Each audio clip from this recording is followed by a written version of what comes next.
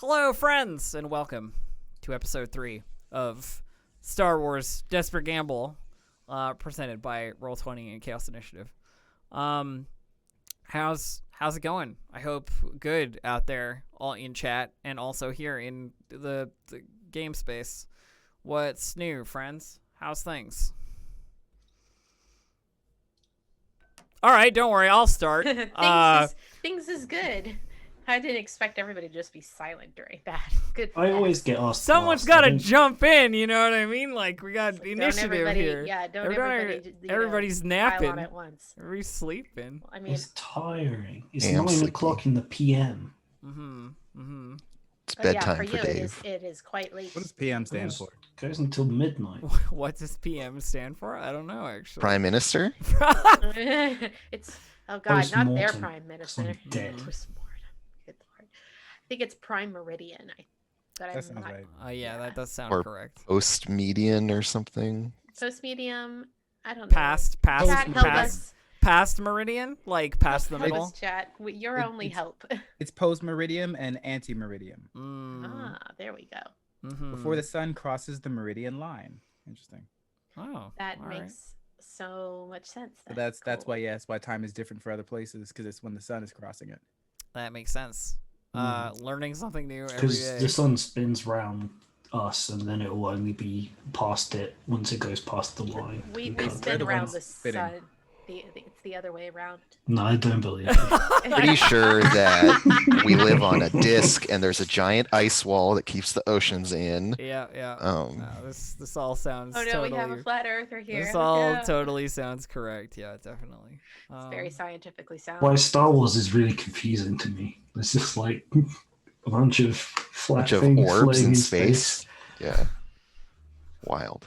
Y'all the worst. As you fly, you've got to make sure that you're looking at them directly, otherwise you go past them. That's how hyperspace works. Chat is correct. It's turtles all the way down. Turtles all the way down. We are just on the back of a giant turtle. I was making Terry Pratchett. Of all of the creation myths out there, I have to say, formed on the back of a giant turtle is probably my favorite. With 4 elephants supporting it. Yeah, there you go. Okay, new theory. Okay. Has nothing to do with our world, but in the Star Wars universe, right? All of the planets are actually flat discs, but it's just that you always see them from the right angle. This is my new conspiracy theory.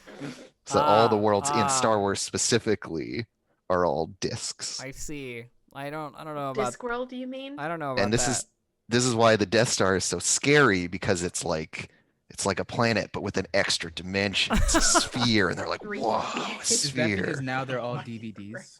Yes, exactly, because they are all DVDs. Okay, well. All right, well, that's our shit posting. I'm definitely not going to adopt that particular theory, but it is vaguely interesting in a completely crazy sort of way. It's very coherent and internally consistent. It's very coherent. Yeah.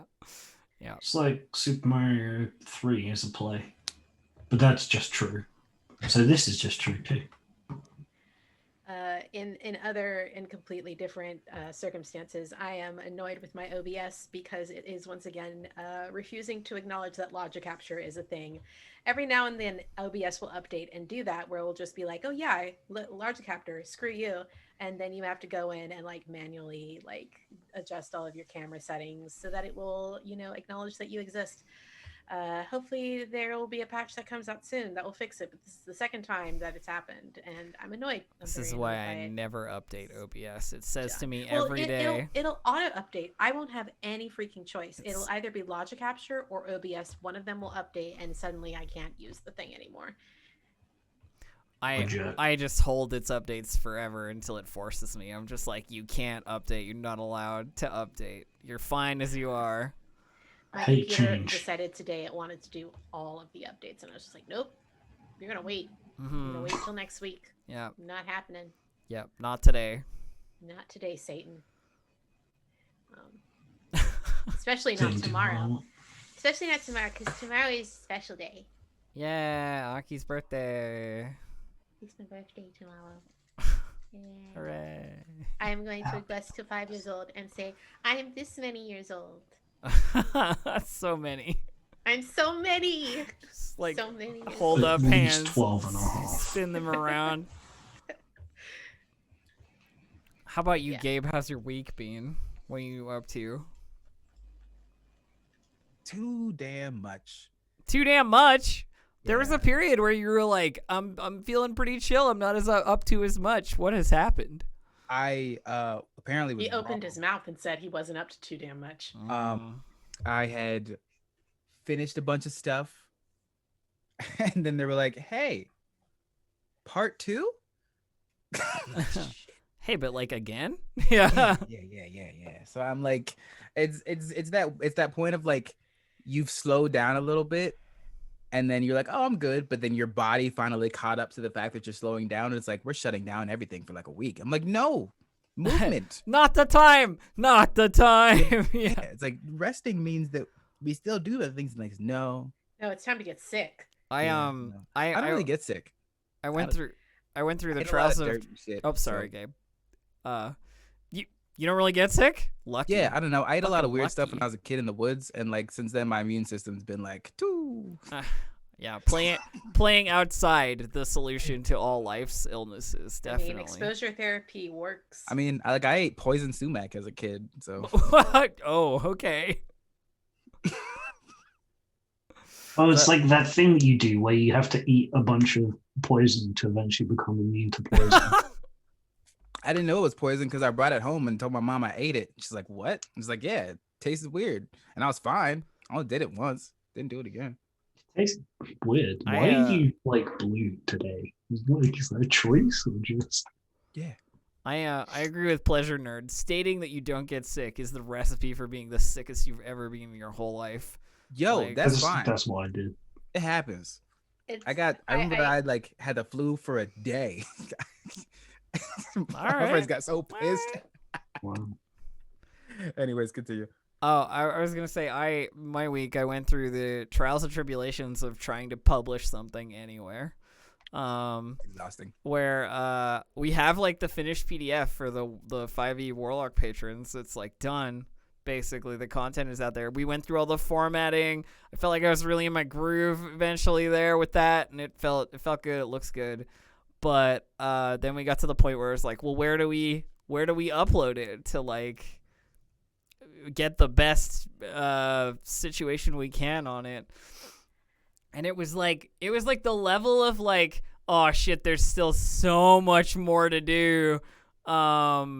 Like hitting me when I thought I was like almost done or like done and I just needed to get it up somewhere was just like overwhelmingly like emotionally like saddening. I was just like, no, the project's good, but I don't know where to put it. But I'm thinking about that and we'll have an answer pretty soon. So it's like, I don't know. Feeling good about it anyway. It's like a thing that is finished, so that's good at least. Yeah, that was my week. Cool. Andrew, have you done anything cool with your week? Anything? I know you've been playing a lot of Path of Exile, for example.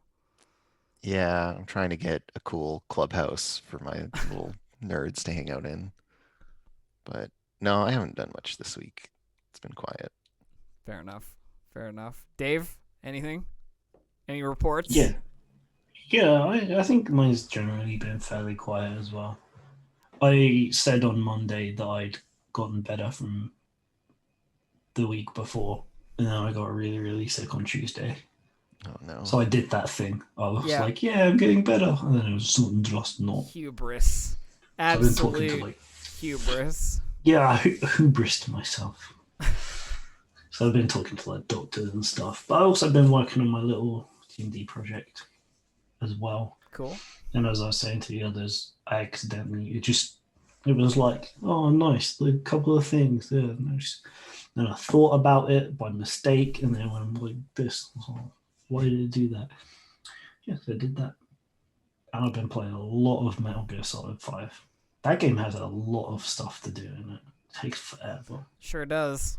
Mechanically, it's one of the most satisfying of the series, I'd say, but like story-wise, it's one of the least. Yeah. People are like, where's it's supposed to have 3 and 4 chapters. It just doesn't. Yeah, no. Yeah. Oh, that one was weird. I haven't got to that yet, though, so. And Aki, other than your upcoming birthday, of which we are hype, how was your past week? You get up to anything? I've just been slowly moving my stuff from this apartment over to the new one. Like, I have a bunch of stuff being delivered over the weekend that I'm really excited. I bought myself some new cookware and new flatware and dishes and, cooking utensils and stuff like that. Yeah, I'm excited. I have my own bathroom in this new place and I'm looking forward to decorating it. Mostly, cool, fun, weird adulting shit, basically, is all I've really been doing this week. And, slowly getting things together because in the next couple of weeks, I have to start doing some play testing for Altered Carbon, which I'm excited about. My modules are starting to come together. And man, y'all, it's really weird to know that there's going to be a published tome with my name on it for Hell like a yeah. major IP, and it's gonna be canon, and I'm like, I'm desperately trying to figure out how to wrap my brain around that because I'm just like, okay, cool. I mean, that's the I'm- good stuff. Yeah. It is like I'm an official tabletop role play game writer. The dream. It sounds like you've been doing good adulting, moving stuff, which is super good, super hype. Next, as soon as the moving is done, taxes are next. Ah, wonderful. Moving from one chore to another chore. Indeed. Dog. March is just about adulting, just so much adulting. Puppy, hello, puppy. Oh yeah. Hey, baby boy. Oh my goodness, look at that boy. Oh, it's a good Wee. puppy. Looked at me with Yo. spite because I was eating and he had already eaten. No Star Wars only dog. Look at them. Yes, that's our dog. Oh my gosh, I love him. He's such a good dog.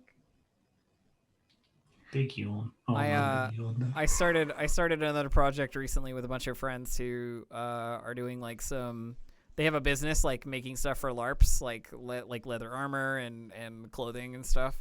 And like are doing commissions at the moment. And they asked me if I could if I wanted to get anything, then like promote a little bit.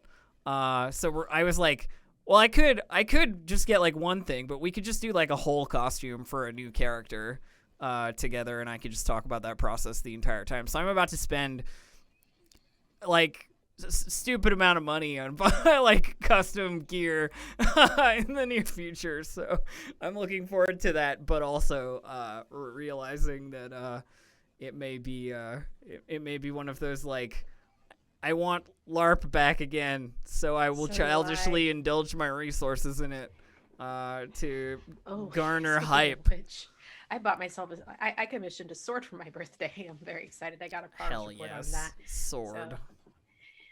So, A LARP sword or just a sword? A sword. Hell An yeah. actual sword. Fuck yeah. I'm having a friend of mine forge a sword. I mean, for me. actual sword is even better. I would love to see that one next time. That would be When super it's cool. finished, I will super get it for you. Of course, this is what I hate about logic capture not being read by OBS is that now I have to deal with this stupid autofocus bullshit. Yeah, I do that all the time. I I don't just usually change have color. to. Don't usually have to. Usually, logic, like you could turn it off on logic capture, but because those two aren't talking right now, that's what I have to deal with. Chat, all swords are LARP swords if you're hardcore enough. No, they aren't. No. That's called a murder. That's absolutely not the truth. It's not a murder if you both fight each other. I mean, it is though, still kind of. Nah. I think It's the like law might manslaughter, have at least. different opinions. Yeah, the law may definitely has different opinions. Whatever. I mean, like, you're doing it in the woods in north of Alberta. Like, who cares? No one's going to find out. That doesn't make it not a murder, Dave. Well, I mean, Dave, literally everyone found out just now because you said it. You've given away Oh, the okay, plan. well, Yeah. If a murder occurs in the forest and no one's around to report it, is it Don't- still a murder? Yes. Yes, Dave. Yes. Like, I think very I think much somebody so. Somebody's been letting that rogue spirit in their brain and get a little bit. Yeah. Yeah, I don't know about that one, Dave. I'm not sure. Oh, I just wrote a message as well, being like, "I'm sorry, I'm really unprofessional on streams."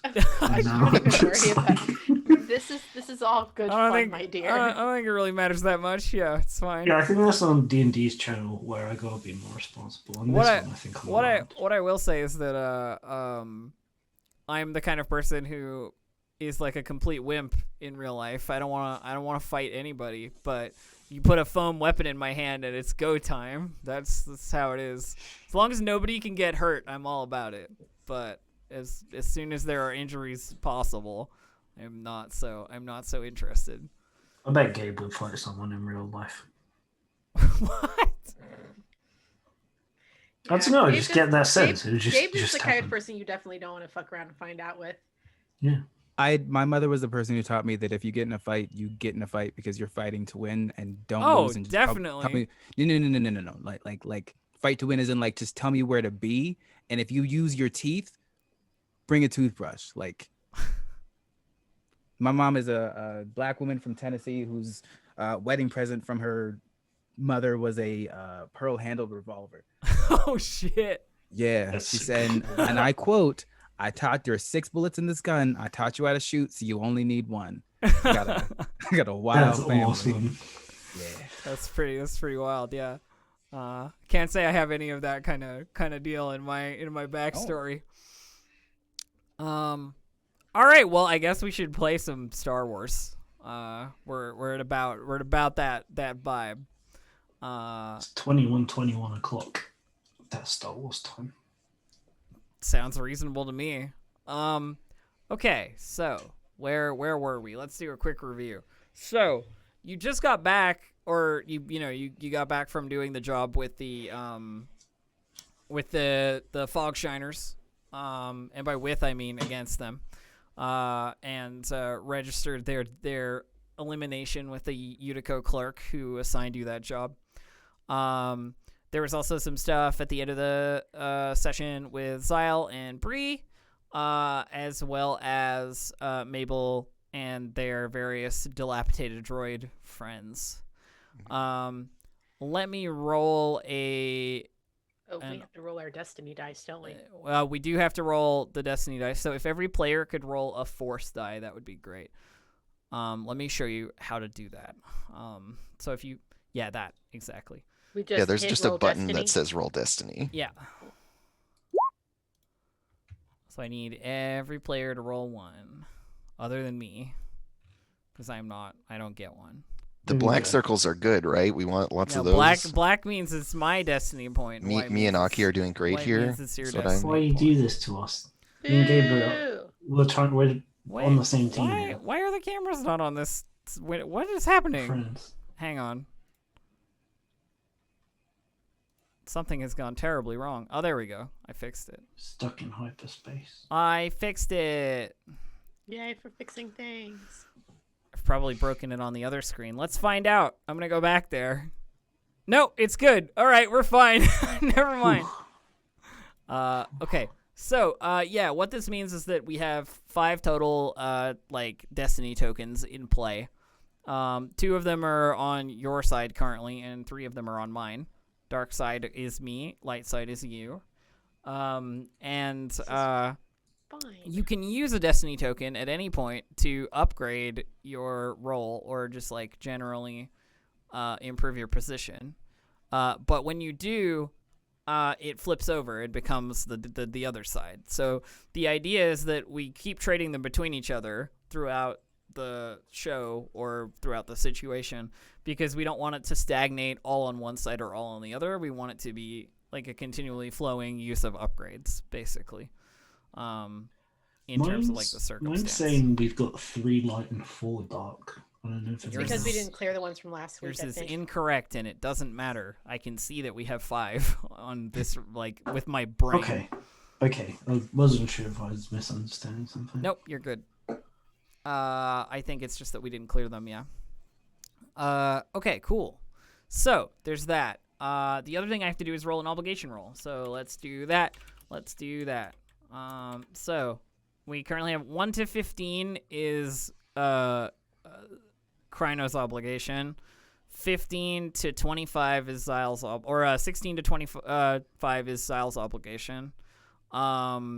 Then we also have 30 or 26 to 35 would be Aami's obligation, and then up to 44 would be Mabel's obligation. Just so that everybody knows, like, what paid off some. 13. It's Krynos obligation. So what an obligation roll actually means is that we have the hanging obligation causing some extra strain on the party. So everybody takes 1 strain, but Kryno takes 2. Before we even start, you're thinking about, you know, this obligation. It is causing you some stress. Oh no! Anticipatory have, anxiety. A question. If we took strain in the last game, how do we clear that strain, or does it reset You can at clear the top of every? You can clear strain with advantage or through like restful activity. So over the course of a long period, like a period of a day, you'll lose strain. But if you need to clear it like in battle, if you're getting to the strain threshold and you feel like because nothing happens really until you hit the threshold. But when you do, you're unconscious.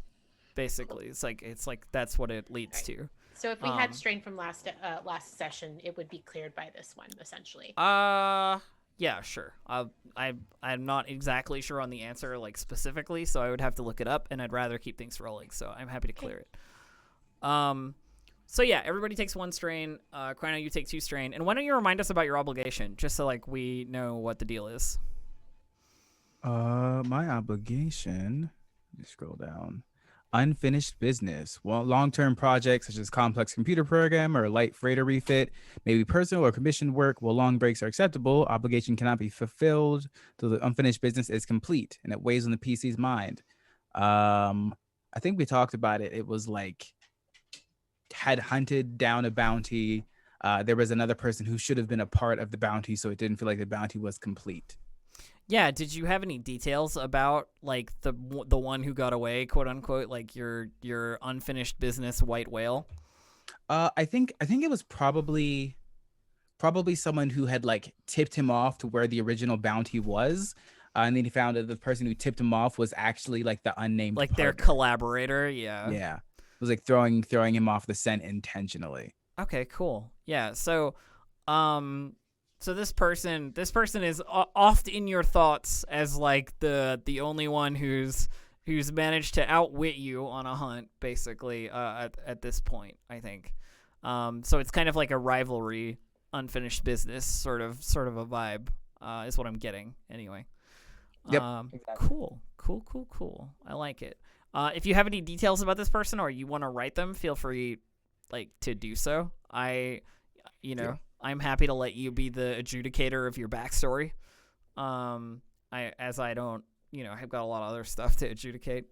It may not come up directly during this session. The only thing that an obligation roll means is that you're going to be taking more strain than usual. Your mind is preoccupied. You're focused on something else, basically. That makes sense. And it may come up because that's what obligation rolls are about. If I knew about this NPC, I could be like, they're actually here or something, you know what I mean? And then sort of play it out that way. But I don't have all the details yet, so it may be a little more vague. Cool. All right, so those are our like first game things we have to do. Whenever we start a session, roll destiny dice, roll the obligation dice, see how it pans out. So you have a couple of threads that you can follow up on at this point in time from our last session. Kryno's still got a bounty hunter to talk to in the like local gym, and Omni has a whole like quest line into some Imperial ruins that or like the remnants of some Imperial buildings that they were given by little green Jawa, who wants a specific data chip from a specific terminal, basically, down there. Yeah, I mean, I think you're all where you were at the end of the last episode. You know what I mean? Like, finishing up the business. Mabel's finishing up the business with the Imperial like remnant droids. Zyle's sort of probably speaking quietly with Bree after the fact. And then wherever you want to situate yourselves, if you know what I mean. Like, is this like a next day kind of thing? Yeah, sort of a next day kind of thing. I got shopping to do. I always got shopping to do. As soon as I get credits, they're just gone. I've got stuff I want. Well, yeah, I need to buy my armor. So I think what happens is that Zyle has come out of their room and is probably sitting in like the sort of cantina area of the brothel, and is probably eating like, you know, something kind of that looks probably a bit like grits. It's just like having kind of a porridge breakfast. And if and when they see Omni, they kind of give a bit of a nod. And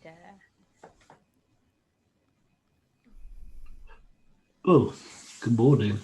Wasn't expecting to see you here. well, I don't really go anywhere else. I mean, where else am I going to go? That's a good point. I hadn't actually thought about it. I hadn't thought about it, so when I saw you, it surprised me, even though it shouldn't have surprised me. You hit it out then? Yeah. Those nice credits we managed to get. And I need to go see someone about those ship parts we salvaged. Right. Well, if you don't mind company, I actually think maybe I have some shopping to do as well. Oh, yeah, lovely shopping trip bonding experience. I don't really feel like holding hands and skipping, so I hope it doesn't bother you. I wasn't going to ask you to hold hands and skip. I mean, I just saw a vid of, I don't know, sorry. You feeling all right, mate? Something seems off. I don't quite know what it is. There's something in the back of my mind is just, ugh. Oh, yeah. I kind of woke up with a bit of a headache. Yeah, a little bit strained. You recovered all right from yesterday? Oh. I mean, no, I'm just trying not to think about it. So I don't know if that counts as recovered. Okay. Well, I mean, it's kind of good to know exactly what it is we're working with now that we're starting to get to know each other and all. Yeah, Creo's pretty intense at times, but I mean, I don't think unreasonably so. We were in a weird situation and things happened and I was hiding in a hole and then there were a bunch of dead people. I mean, you deal with somebody who's got a code and is pretty, well, let's just say I've dealt with totalitarians before. I know how it works. Oh, I hope it's not that intense. I mean, if you've ever seen where I'm from, you'd understand what I was saying. I heard a lot of bad people came from there back in, the wars and such, before the old ones. Yeah. Well, Anyway. Yeah, what is it that you need? Why don't we go and do that first? Mine's going to be all boring computer stuff, so you can wander off. Figured I'd upgrade the clothing here, get something a bit more armored, a little less vulnerable, if you get what I mean. That's actually a good idea. Maybe I'll look for one too. So you're both looking for like armored clothing, basically, is what I'm hearing? Or like I just want to get the heavy clothing because I have nothing currently. Sure. I'm gonna get armor. I need to figure out exactly what page that is in my book. Yeah, there's a local sort of like shop in the quote unquote district that does sort of like most of the like Utico outfitting and like tailoring. where you could probably acquire something like this. Yeah, I am going to get myself armored clothing because I believe that is exactly 1,000 credits. So I'm gonna go ahead and grab that and put that on my sheet. Do you have the page number for that? Just Yes, so I can look at it. do. It is page. Give me just a second. Gotta scroll. I gotta flip here. Do a thing. Oh gosh. Why are you so loud? Jesus Christ. Sorry. If you go to gear and equipment, it's on page 170. Perfect, thank you. You're welcome. All right. Which means Is I that an finally interesting NPC? Oh, sorry. I have a defense of 1 now. Yay. I mean, if you Yay. want to do the roleplay, then I'm happy to do it. If you'd rather just buy the gear and move on, then I'm cool with that too. It's sort of like your choice. I don't think I have a burning need for clothes shopping. All right. You had something else you wanted to buy, right, Omni? Yeah, I would love to get, because I think it will be something that would be really nice for generating advantage and stuff for people. Yeah. I'd like to get some slicing gear. Okay. The thing about slicing gear is that it's illegal. Is it now? Yeah, slicers are. It is not it's like saying I want to get some hacking tools. You know what I mean? It's like not considered to be particularly what would you call it, like kosher. I didn't see it was in the black market bit. But... No, it wasn't, but it is like, I mean, you're buying it to do illegal stuff with it. You know what I mean? Like break into computer systems. No. My friends forget their passwords all the time. Yeah, I'm sure they do. Like getting a locksmith's kit. Everyone gets a locksmith kit for totally legit reasons. Yeah, definitely. But like, again, this is the kind of thing that would draw some attention. Do I even know where I would go to get something like that? I mean, this is the kind of thing, if you were looking for it, that you would find in the not so legitimate storefronts. You know what I mean? This is your alley shops kind of gear.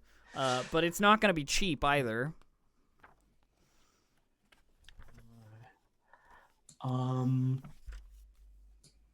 Gosh, I don't know which of my friends that I would want to take. I mean, Thyle, would you be up for? Do you know people in that sort of circle, or? Which circle is it that we talking about again? Well, sometimes I think in this line of work, I might need to help us get places we're not supposed to, or use things that have codes that we don't know attached. I mean, I could probably do a bit of digging around, but off the top of my head, I don't think I know anyone like that. Give me a second, really fast. Let me look here at what my. I'm trained in Underworld, but I didn't put the ranks I in have it. Streetwise. So the if somebody wants to roll Streetwise would be fine. If you want to roll. Okay, I'll wait for you. But also, I'm more than happy to just be like, you can find someone. Because if you want to buy something narratively, I don't mind. It's not like a thing that we need to necessarily roll. But what we'll do is we'll roll Streetwise, and that'll determine some pricing, I think. Okay. Okay. So let's get that set up. Give me a Streetwise roll when you're ready. How does assisting just work so you again? know, I have two ranks of street smart, so you can remove 2 black die per rank of my street. Yep, there are no negative circumstances affecting the Streetwise at this point, so it is perfectly good. How does assisting work? 1 second. Well, succeeds despite. We get some threats, but I don't really need to do much with that right now. I will, however, check what I can do with it because I have my wonderful advantage threat reference. And this is a question for us to deal with during the break, but I've kind of forgotten how you determine how much encumbrance you can take. But we don't have to deal with that just now. Yeah, don't worry about it right now. I will look up the specific rules, but I don't know them off the top of my head either. That last time. Okay, so you succeed in wandering. You the two of you wander the hallways for a little while, looking at the various like discarded data tech and various like small computer systems that Star Wars has available as like universal things. And you eventually find a smiling vendor at his stall. He looks to be a Deveronian, which are those like devil horned looking individuals. And he leans in and he goes like, "Are you looking for something specific? I've seen you walking around, it's all, and you're not really looking at anything." Well, yes, something specific and something I don't think people would generally have on display, so that's why I'm not looking. That's fair. I have a whole lot of things that people wouldn't necessarily, have on display. What sort of undisplayable item are you searching for? Well, I love to help my friends, and I do a lot of work on codes and accessing things, and sometimes my clients forget their passwords and so on. So I need something that could get past needing passwords or other things on electronic devices, so I can help them out. Right. So you're looking for like a backdoor system sort of thing. Yeah, to like get right in there, get past things, I got you. So a lot of that stuff, it's like unique to the people who use it. They don't generally have like a, what do you call it, like a recipe for such a tool. A lot of different computer systems out there, a lot of different manufacturers.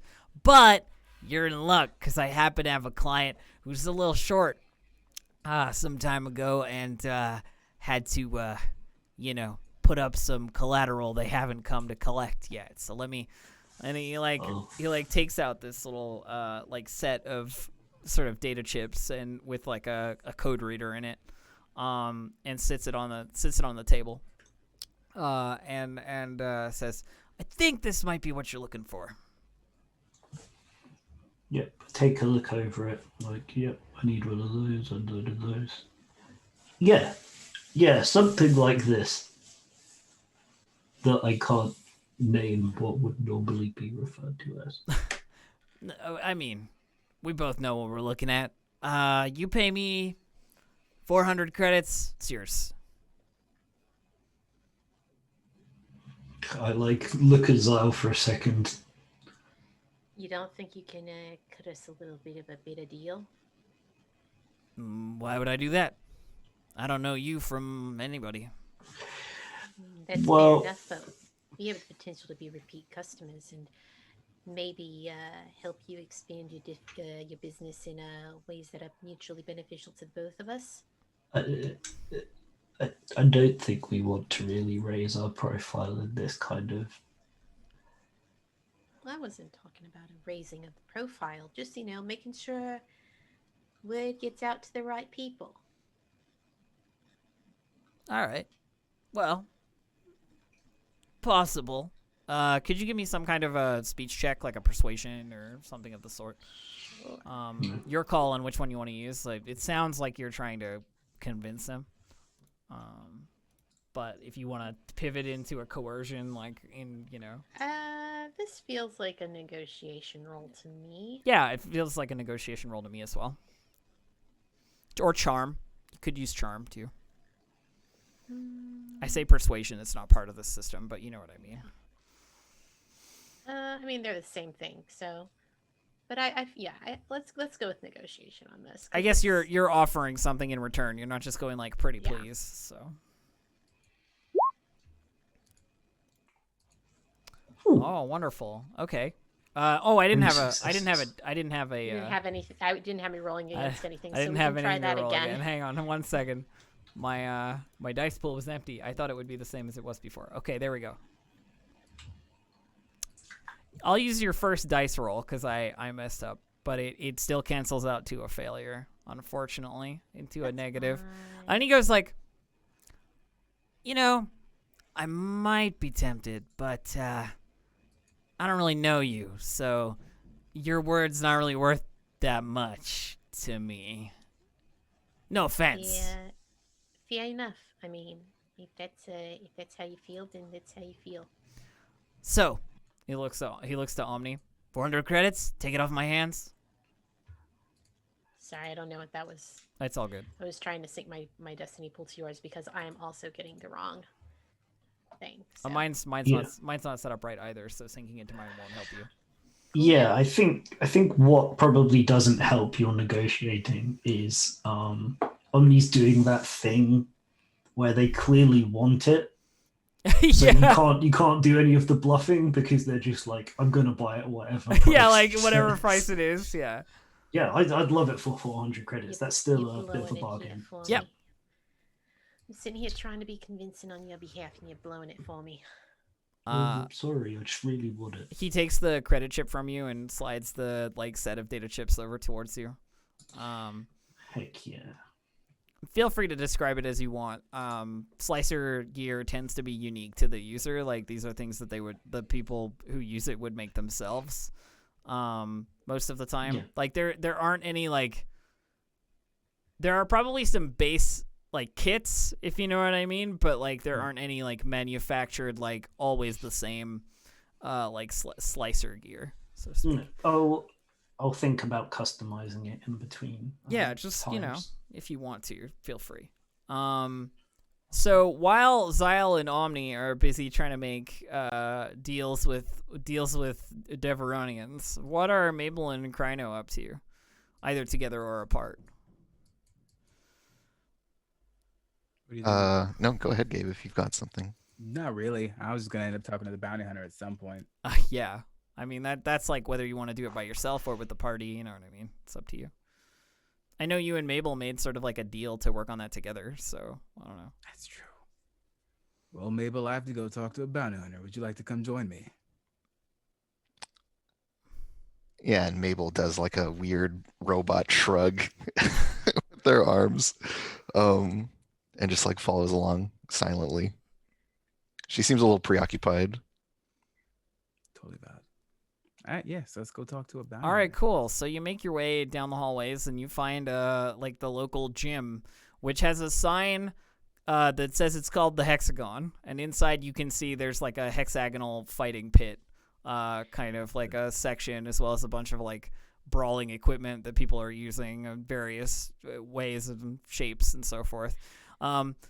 If you've been around a couple of weeks, which you all have at this point, you'll have seen that this place occasionally tries to change its branding or put up a new sign, as if the owner is really indecisive about what the place is called or what the name of the place is. But the major sign is the Hexagon, But I have a rollable table created by one of our wonderful, I think it was Bud Prince who wrote this one, which is a D100 rollable table of what the gym's appended title is at any given time. So let me just roll a D100. 34. What do we got?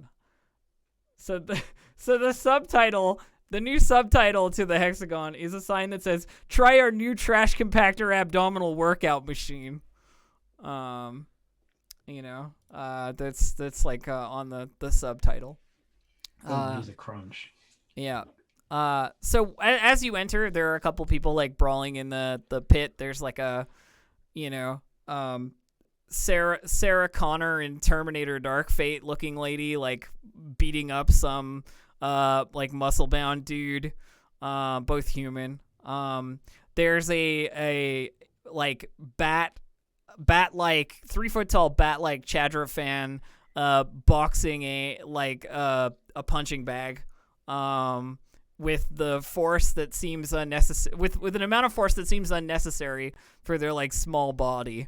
And in the back with like a towel over his shoulders, there's a big Ithorian who seems to have just been using the weights like recently, the like weights rack in the back. And is like taking a break, drinking some, energy drink or something of the sort. Like it's like some branded can. But yeah, so that's kind of what you see on your entry. There's a lot going on here. Abel, do you have anything that you wanted to do before we go talk to this person? Oh, no. And she kind of like is just like looking into the corner while answering you, like doesn't make eye contact, idly like fiddles with something on the back of her head because she can't actually scratch her head. She's not a person. As usual, like within your visual range, there are at least like 2 cleaning droids of some kind. Like in the gym, there's a similarly converted mouse droid to what Omni made for for Madame Harani's, like cleaning the floors. Mm-hmm. And in the hall, like when you passed, one of the same like make of droid as you was like sweeping up the halls.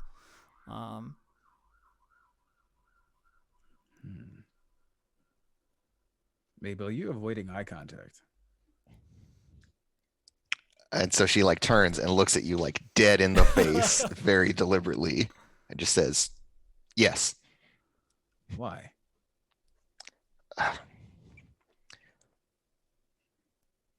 And she like sighs and kind of slumps her shoulders a bit. It's just that, well, I've been taking care of a lot of my compatriots, and we've run out of parts. We've run out of, the necessary means and resources. It's not even a matter of if I can make enough credits. Imperial parts just aren't available anymore. And so many of my fellows and even myself will eventually fall to ruin. Get upgraded.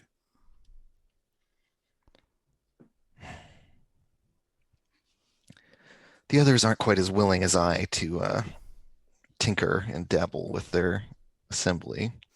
Yeah, the general sentiment from your compatriots is that they're waiting for things to resume some kind of imperial status quo more than anything. They're like, they'll be back and then everything will be okay. Something you can change, but like at the current point in time, that's kind of like where it's at. So it falls to me to either convince them to change their perspective or let them rust away and simply do my best to ease their passing. It is at this point during the emotional conversation that Mabel is having with Kryno that the little Chadrafan who's been boxing the punching bag like yells something out in frustration, like he punched it wrong and like hurt his hand, and like shakes it out, like swearing in a tiny sibilant language, walking away. Wow. Well, I think they've got some energy to work on. Yeah, and she kind of like goes back into a bit of a professional mode and just says, couldn't possibly have been of compound fracture. This, it like squints a little bit. To like get a better look, like overstating the pain, I'm sure. All right, let's go find my bounty hunter. Yeah, so you didn't really get a description of this bounty hunter, or even really like a name from Keld. Do you want to sort of flashback to having gotten some information, or are you just gonna like ask around? I was gonna ask around. Okay, cool. Yeah, the woman who's like fighting in the hexagon with the like muscle bound guy, like gives him a combination sort of like knee over the back like move, like knee in the stomach, like hit him over the back, and he like falls over with a gasp. And she steps back and sort of dusts her hands off and like walks away from him like they're good. And he gets up and he's like, oh, okay, yeah, I'm good, I'm done, and sort of like gets out of the ring, climbs his way out of the ring. I want to climb in. Oh, you want to climb in? Okay. Yep. All right. So you trade places with him. The guy's like, he gives you a pat on the shoulder, like as you're going in. He's like, you don't want to do that one unless you're feeling real confident. You know what I mean? And the woman on the other side of the ring is sort of like taking a bit of a break, like stretching out, and, like looking over at you, getting ready. Are you the bounty hunter?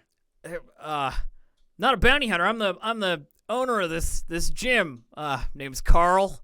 And if you're looking for a bounty hunter, you might want to try the guy in the back there. He sometimes talks about that kind of stuff. The Ithorian, yeah, like points towards him. Ithorians are those like hammerhead shark looking hunched guys, by the way, if you're trying to like visualize and you don't know what an Ithorian is. But so you get into the ring. Are you like facing off against the lady or Yeah, why not? Yeah, all right. Let it beat my ass. I don't know. It's fun that way. Okay. So she sort of like steps up into the center of the ring and like waits for you and goes like, any boundaries you want to set here? Styles. So first to go. First to hit the mat. Fair enough. All right. So let's have you roll a brawl against her. Just because like we could turn it into a combat, but I think it's just like if you hit her, great. If you don't, then I'll have her try and hit you, and we'll see. You know what I mean? Makes sense. You said brawl? Yeah, just give me 1 sec. I gotta set the dice pool up. Cool. Okay, ready to go. Oh, a triumph! Okay, well done. So no successes, but a triumph is a success in and of itself. Yep. And you can tell she's like really quite difficult to hit. She's got some skills. But you square up against her, and you want to narrate like what you do. So it's like punches and then seeing what she did to the other dude. I think when she goes in for a knee, I want to come behind her and then suplex her. Oh, you're just going to go for like the wrestling suplex. Yeah, I like that. I like that. So because it's a triumph, I mean, you get to do that. I'm not going to like change the narration at all.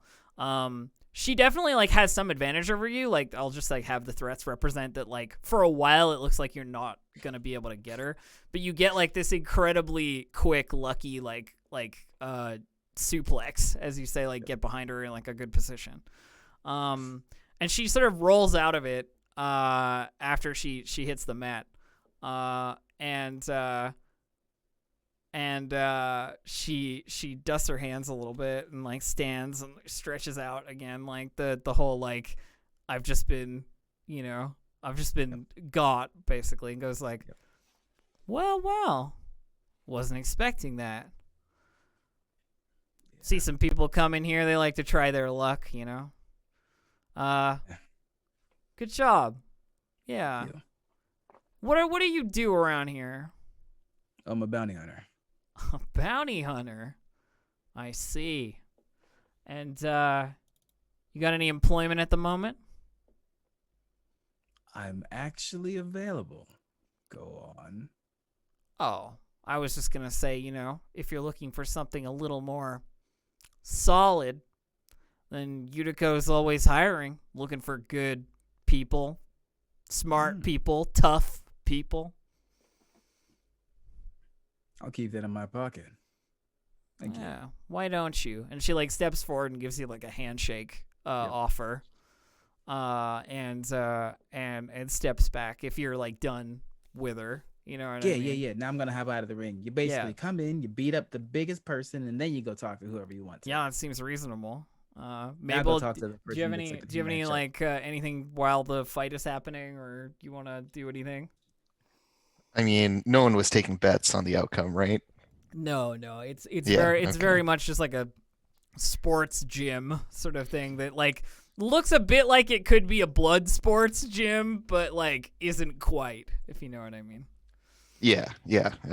I would have gone for the, make a humorous bet move, but with that option not being available. I mean, I think if you want to do that, I think Carl probably like has a bet to make, if you like offer it up. He's busy like trying to like figure out if he's got a broken rib or something, He's like poking at himself a little bit like sore. Okay, so Carl was the dude getting his ass kicked. Yeah, Carl was the like who owns the muscle-bound human dude who owns the gym. Yeah. We don't have a name for this woman who's in the ring. No, not yet. Yeah, hasn't been asked and she hasn't offered. Do I recognize her? You definitely do. You definitely do. Yeah. You would know her as hang on, let me make sure I say the name exactly correctly. As Zalarax.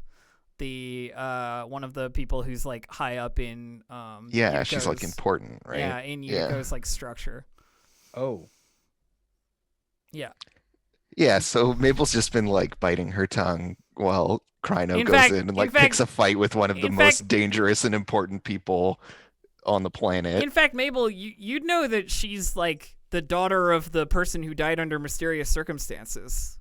Some time ago. Yeah. I'm gonna marry that girl. Yeah, Mabel just keeps her mouth shut until Kryno is done.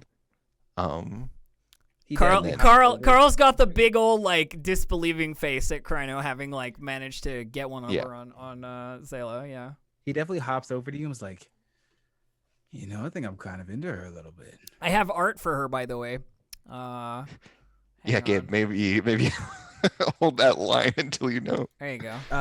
Nothing has changed. Yeah, no, if anything, all the more so. If anything, we've all just become a little bit more gay for her. Mm-hmm. Yeah, there she is. Done by the wonderful Flying Scurious. Why does it say Nemesis in parentheses? It's just the level of bad guy they can be. Because NPCs have like different levels. Depending on, like, there's minion, rival, and nemesis. It basically means like they have certain stats that other things do not have. Terrifying. Yeah, Nemesis being the highest level. Yeah, like Darth Vader would be Nemesis level. Oh, yeah. Even more into it. Yeah, so you say like, oh, I think I might be into her, and Mabel, there's like this slightly longer than you would expect pause until she says, well, I hope that works out for you, sir. Thank you, Mabel. That's very kind. Mrs. Rax is a figure of some importance in the Utico establishment. Yes, she offered me work. You didn't take it, did you? I wasn't sure if she was hitting on me or not.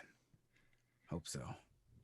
She's busy like on the other side of the ring while you guys are talking. Like there's a background shot of her like, putting her like coat back on and, like changing a little bit and putting some gloves on, that kind of thing, getting the rebreather back around her neck. Should I go tell her yes, actually? Not a contract to be taken lightly, I expect. Up to you, of course. Fair. You know what? I'll wait. Never kissed on the first date. Yeah, and Mabel like is eyeing up this shark-headed friend of ours that we're going to be talking to next. He's in the back. He's drinking like proprietary energy drink number 3, like with the like rocket ship on the can and like red yellow lightning bolt through it or what. It's called like core fusion or something. Exactly, some name that makes no sense. It's called like It's called like hyperspace reactor or something. I want a drink called Buzz Light. Yeah. Buzz Light, because it does actually sound like an energy drink. It does kind of. I always thought that. It does kind of. But yeah, so you're eyeing him up. He doesn't seem to be paying like big attention to anybody in the gym. He's clearly just like finished his workout, got a towel around his neck, that kind of deal. Gonna walk right up to him.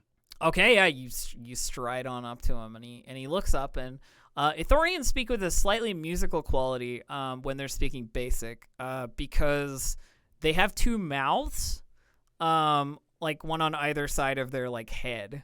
So they have like a sort of like a very strange like echo to their voices. And he looks up and he goes like, "Oh, Do you want to use the rack? Sorry, I'm in the way. No, I was told to come speak to you. Speak to me? About what? I was told you were a fellow bounty hunter. Mm-hmm. Bonded by the guild. Were you have a license there? I can't remember. Did we say that I was looking? You said you're looking into joining rather than have a license. Yeah. I'm actually looking to join myself. Well, I mean, guess it's a pretty backwater place to make a name for yourself, but not much competition other than Keld. Well, I can handle competition, as I feel like you probably saw. Yeah, nice work there. She doesn't often get surprised, that one. Yeah. Do you have any information on it? Because we were coming to talk to him about the bounty on Panakata, right? That's it, Hanakata.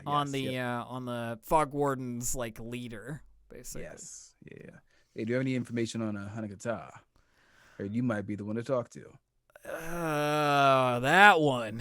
Yeah. I mean, I wouldn't recommend it personally. I spent probably about a month, maybe 2, trying to track her down, and every time I tried to get near her, it was some trap or another, escaping with my life once or twice. I feel like they let me go on the last one, you know? Just a whole thing. No matter what you think, you're gonna get some kind of advantage on them out there. They know that jungle better than anybody. Makes sense. Well, that means that they get overconfident and foolish. Yeah, I wouldn't look to this one to be particularly foolish, and the others she's got at her back are no joke either. So you have information about them, though. I mean, I've fought them. I've met them. Yeah. Where? Out in the jungle. I can show you on the map, but I guarantee you they won't be camped in the same places where I found them. But it might give us an area to work with, Sure. right? Do you have some kind of navigation data that I can like mark on or anything like that? You guys don't have a map of Vode. Like you don't have like a topographical map.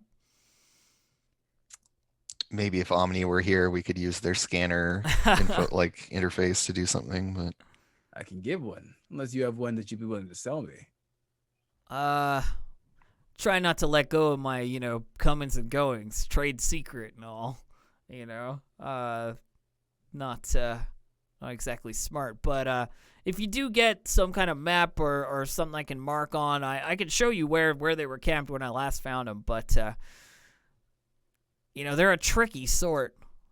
I mean, like, leaving behind booby traps and making sure that their camps are moved around every couple of days. They don't stick in one place that long, but maybe you'll get an area. Maybe you get lucky. That's enough. I just need a general direction to look. The rats come out every now and then. Yeah, and I mean, to be fair, there probably aren't that many of them. It can't be everywhere. You said there were 3, right? 3 involved. I mean, the Fog Warden's got some history as like a unit, and I'd say there are probably at least 40 of them. Oh, I'd say it's more than 3. That's just a guess.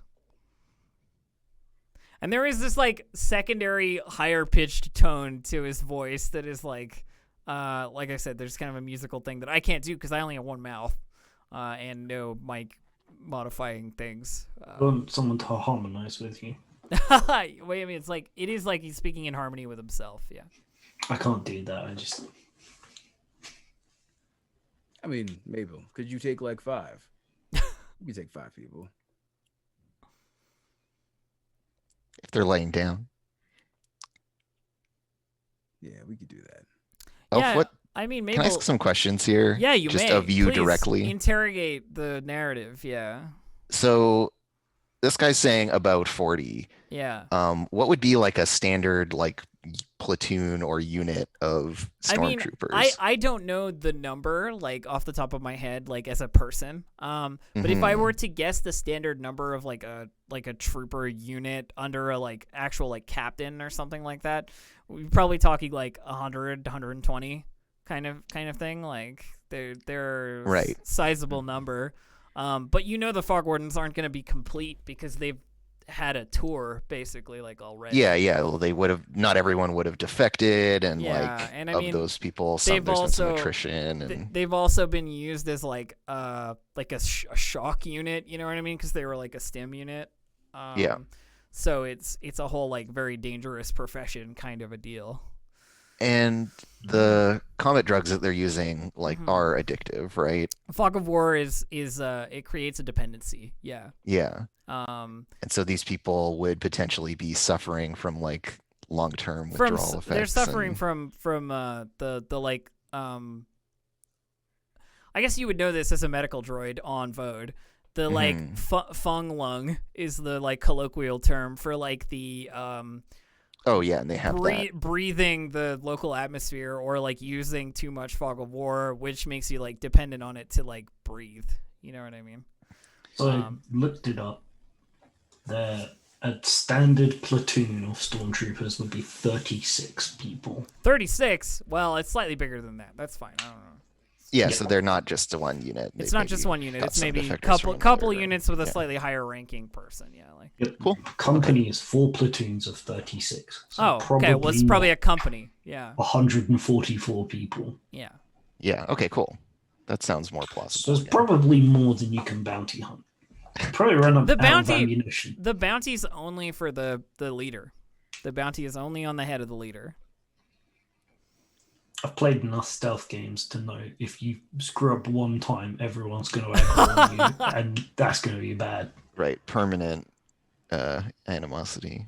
But yeah, is there anything else, Andrew? Like, because you would know that they're like a former Imperial unit. Like you've seen the stuff, or Yeah, Mabel is kind of trying to put these things together in her head as this conversation is happening. That's smart. And I guess the last thing I'm curious about, and maybe there's a roll I need to make to assess this, is so this guy is telling us a story, right? Yeah. About like having hunted them for a bit and all this other stuff. I want to know if he's lying. Okay, or not. you want to go for the like, is he telling the truth kind of a roll? Let's call that. I think that's probably either like opposed deception if he's like like a deceiver knows a deceiver, or I would probably give you vigilance on it. Well, I would roll opposed deception. Sure. Yeah.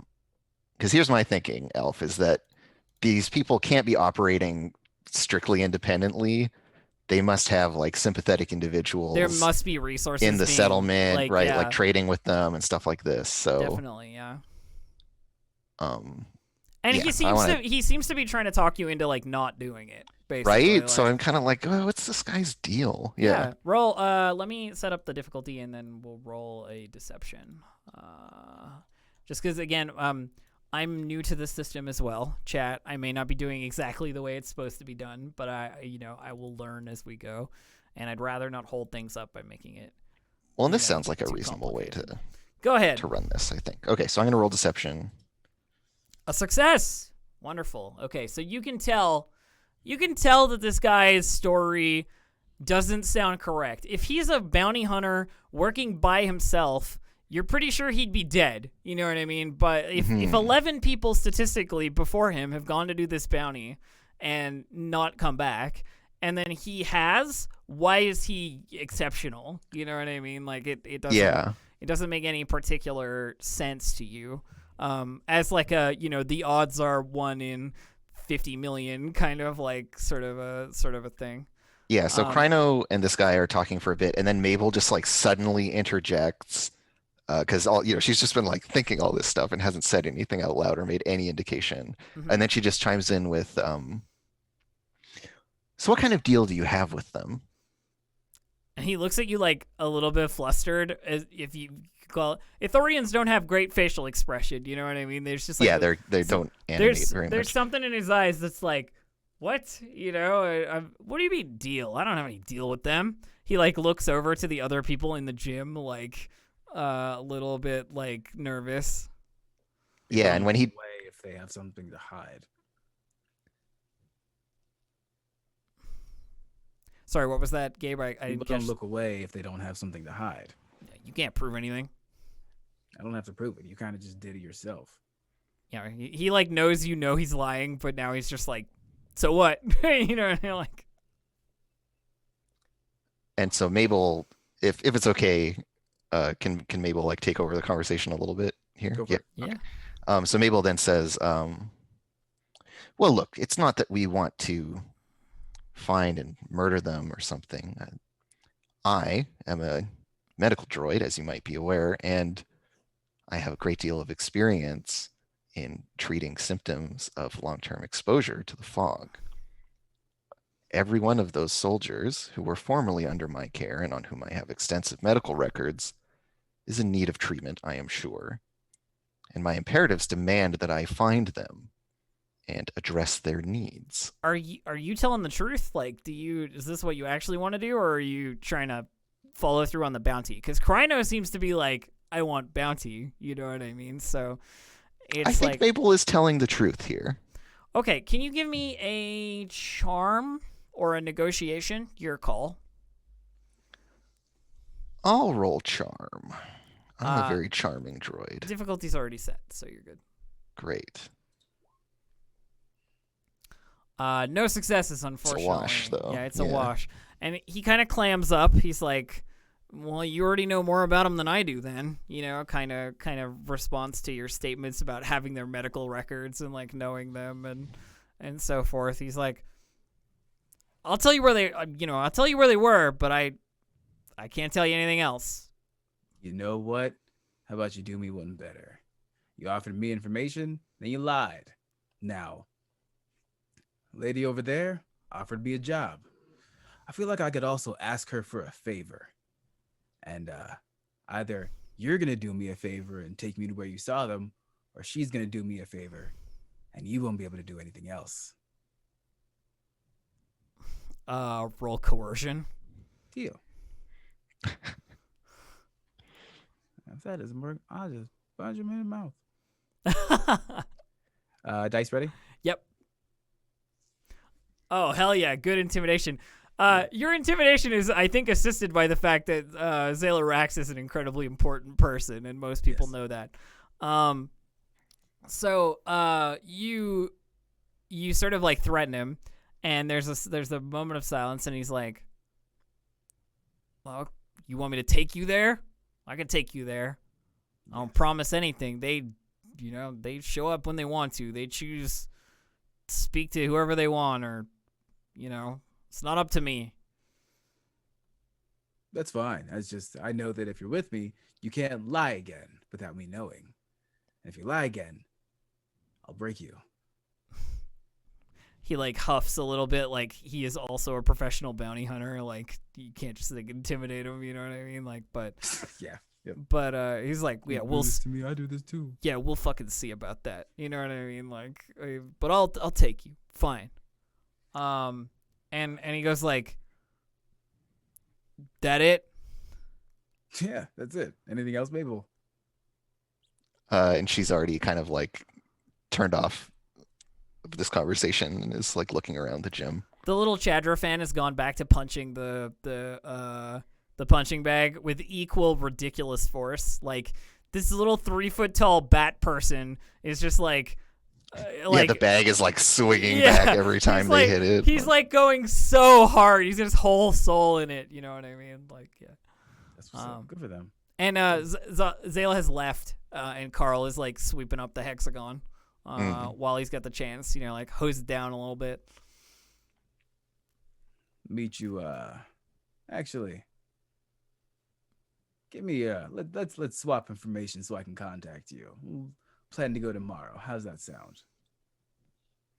Yeah. All right. Sure. And he gives you like a comm number, basically like comm frequency. Perfect. And introduces himself because he hasn't done that yet as Takeda. Takeda? Yeah. Cool. Taketa. Lovely. All right, let's go, Mabel. Yeah, and she clumps along after you. All right. Well. So team meets up back at Madame Harani's, and we talk about what happens next. I have a very small errand that of we course. said we were gonna wrap up first, because otherwise it's gonna get in the way of the mission. I have some salvaged spaceship parts that I would like to go and repair parts of my ship with. I wasn't sure how you wanted to handle that mechanically. Let's have a mechanics roll. Okay. So like you head down to the MC-18, you like move the tarp away so you can get in and fiddle with the various parts that you need to. And you have like a repair part already. Roll a mechanics roll and we'll intuit how it goes from there. Yeah, I actually have a trait called Solid Repairs, where I do I repair 1 additional hull trauma per rank of Solid Repairs whenever I repair a starship or vehicle. Okay, I will give you boost die because of that. Basically, we'll give you a bonus. Yeah.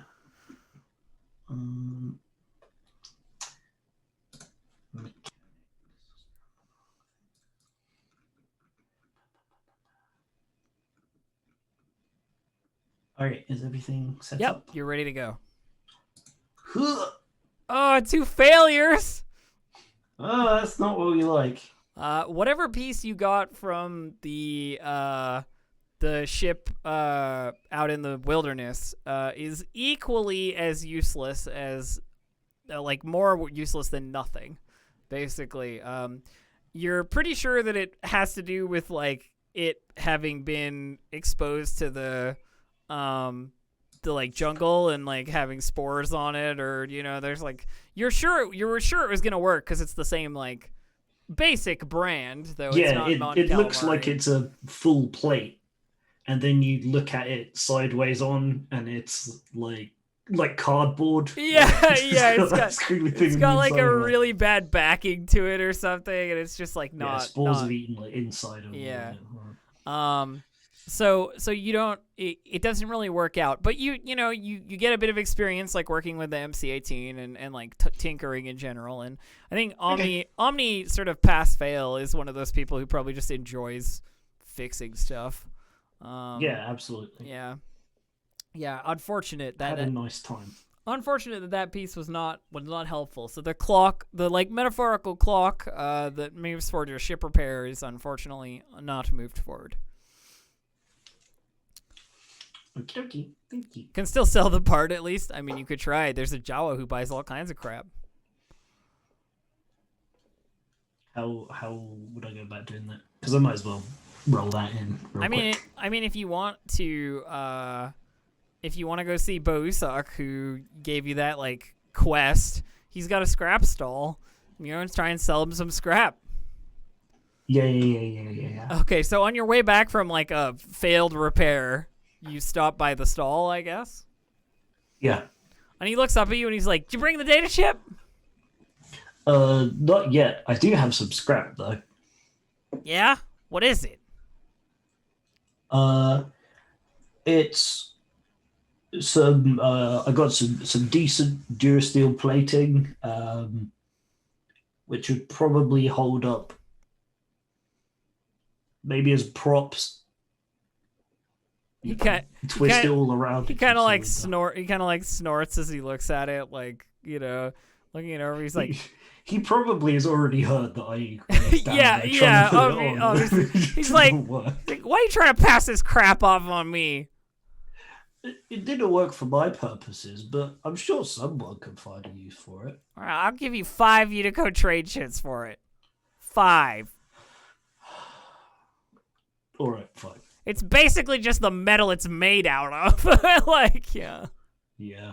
So he like, I'll take 5 credits. Yeah, he like swaps you the piece for 5 credits, and he's like, "Great." I'll buy some Rancor Rush energy. Yeah, drink. Rancor Rush energy drink. Yeah.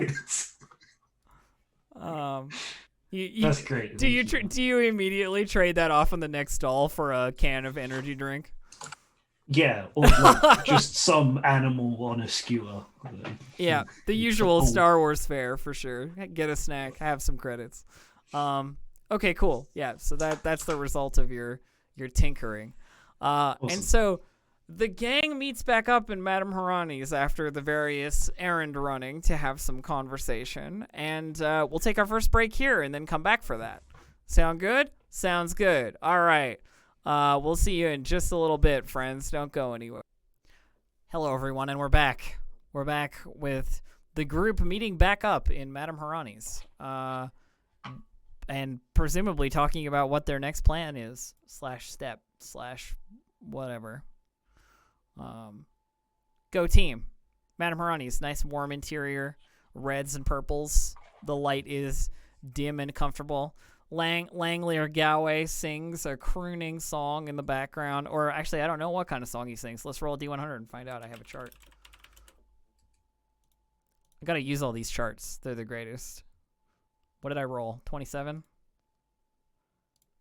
Langley is singing Blue Milk Motel, a sad song about being on the road, in the background of Madame Harani's, with his band of froggy individuals playing various instruments.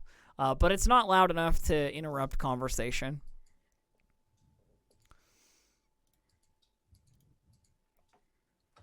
Well, we've all met back up here. It seems like after a couple of these, we work well together. Wouldn't you say? Certainly getting to know each other, which, I mean, is kind of how it works when you're working with people for the first time.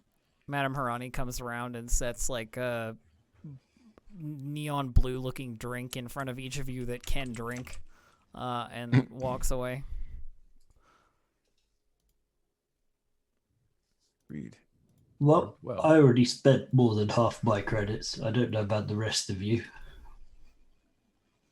Yeah, I dropped a bit to get, this Oh, new fit. it's nice, isn't it?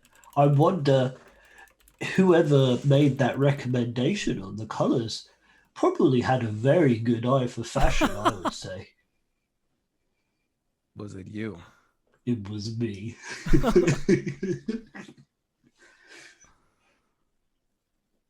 Do you have a good eye for fashion? Yes, thank you. No, I was just making sure. Like, what is it? Like, Omni is wearing sort of like, what is Omni wearing right now? Actually, Dave, just go. Like, what's the style? It is absolutely private eye style, big trench coat. Looks like might open up and sell watches at like a moment's notice, except it has magnets all over it, but I've taken my tools off because we're in like polite conversation. So there's just like patches of different colored metal all over it. Real And stylish. it's probably like green with purple accents or something like that. Hell yeah. So that's what you see when you ask, do you have a good eye for fashion, Kryno? You see Orange, green, and purple could work. Maybe. Zyle obviously didn't take much of Omni's advice. Yeah. It's still a lot of leather and kind of browns and very much making a point of trying to blend in as much as possible. I mean, Omni probably blends in a little bit better than I do because they are doing the purple and the orange and they probably could get lost among the mushrooms. But Zyle's a little bit more city focused, a bit brown and grays and sepia tones. Sepia tones is what I was looking for. On my own advertising. You really are, though. So have we decided what we want to do next? That's the big question, isn't it? Anybody got a lead on a job? I figure I think I remember something that you had been asked to do, right, Omni? I got some Imperial ruins delving to do, looking for some stuff. Who knows what we'll find down there, but also hopefully a particular data chip. I mean, I don't even think we've had the chance to see your ship yet on me. Keep talking about it. I don't think I've actually had the chance to like look at it up close just from afar. I'm waiting for a grand reveal. It's still getting the paint still dry. It definitely works. Do you have a pilot for that thing? No, actually. How'd you get it in here without a pilot? Well, obviously you didn't because it's in that shape. Did you crash it? I thought you said you hadn't seen it. I saw it from afar. We passed it on our way out last time we left. Are we sure it's real? That's the thing. I mean, you guys could all go down and board it right now if you wanted to. No, I don't want you to. Don't look at it. Don't. Everyone gets drunk and insists on going. No, we're gonna go see it now, and they like shove it right up to it. But yeah, I don't suppose. Never mind. Anyways, yeah, I'm down to do a bit of spelunking if the rest of you are. I really want to get back to that temple at some point, but I know that's not everybody's priority. Excuse me. I just want to get there before everybody else starts to get in there and mess with it. You know, for salvage rights and all that kind of thing. I mean, your tour guide won't be getting there in any time in the next couple of days. Broken legs, not great. I remember the way. But yeah. How are you, Carno? I'm good. I went and suplexed a high-level Quadricle employee. Went and terrorized a little bit of a hammerhead shark-looking person, who I now have their contact information, and then said that they would eventually take us to go meet the group of Imperial blah blah blah blah blah in the woods for a bounty. But you know, Mabel came with me, so I didn't kill anybody. Well, I'm glad no one died. I also think that I'm in love with that Quantico person. You mean suplexed her, and then Utico? she suplexed my heart. It's Utico. I wasn't a weird Quantico thing. is a place in Virginia. Oh my God, you're right. Quantico. Yep. The center of the intelligence community, Yep. if I remember correctly. Indeed. I mean, I guess congratulations. Thank you. Falling in love is one of those things that I guess is a thing that happens to people. Yeah. It looked an awful lot like fighting, but Everybody Mabel's has kinda their own shrugs. love language, I guess. I'll make a note of that. Rhino's love language is suplexes. Yes, it is. She's gonna suplex me back, and I'm gonna be like, when is the wedding? What it's like to be young and in love. How old is Omni? 40 something. Oh, okay, he's like in his 40s. Yeah, his Mon Calamari 40s, whatever that might be. Yeah, they are. It's not important. It's not important. No, it's They're not. Just older and So- wanting to make sure that it's established. From an overarching GM perspective, if I take a step back from the narrative for just a moment, I see sort of two paths for it if you want to do activities that are obvious, and then infinite paths based on random stuff you decide to do. Because honestly, you could do anything, and I would try and make it happen, if you know what I mean. Yeah. But you have two tasks available to you. One of them is Krynos take Takeda and go meet up with the Fog Wardens, or try to. And then there's Omni's imperial spelunking for the secret sealed bunker. Something that occurs to you, Mabel, is it is a place that you might find parts, if such a thing is untouched. You know what I mean? As well as other leftover Imperial stuff. Yeah, it might be called Stormtrooper armor or something. Yeah. Seems like for the time being, have a common purpose. I have a question, Kryno. Go on. I can't imagine that this would be the case, but I don't suppose it happens to be the person in the posters, and I like point at the wall where they've got that like wanted 12 billion credits or whatever it is. I don't remember how much. 100,000. 100,000. That one. Not That person? yeah. Yep, that one. If my eyes could get any bigger and wider, they would, but they can't. Oh, you're aiming high straight away. So it's good. Yeah. I mean, everybody's got to have goals, right? Is this also a form of flirtation? Mabel like leans in a little bit. Got me. I'm not much one for flirting. I think I'm going for disbelief right now. If I were to pick,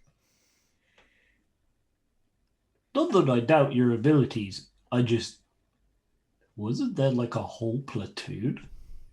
Yeah, but mine is only for one of them, so I only need one.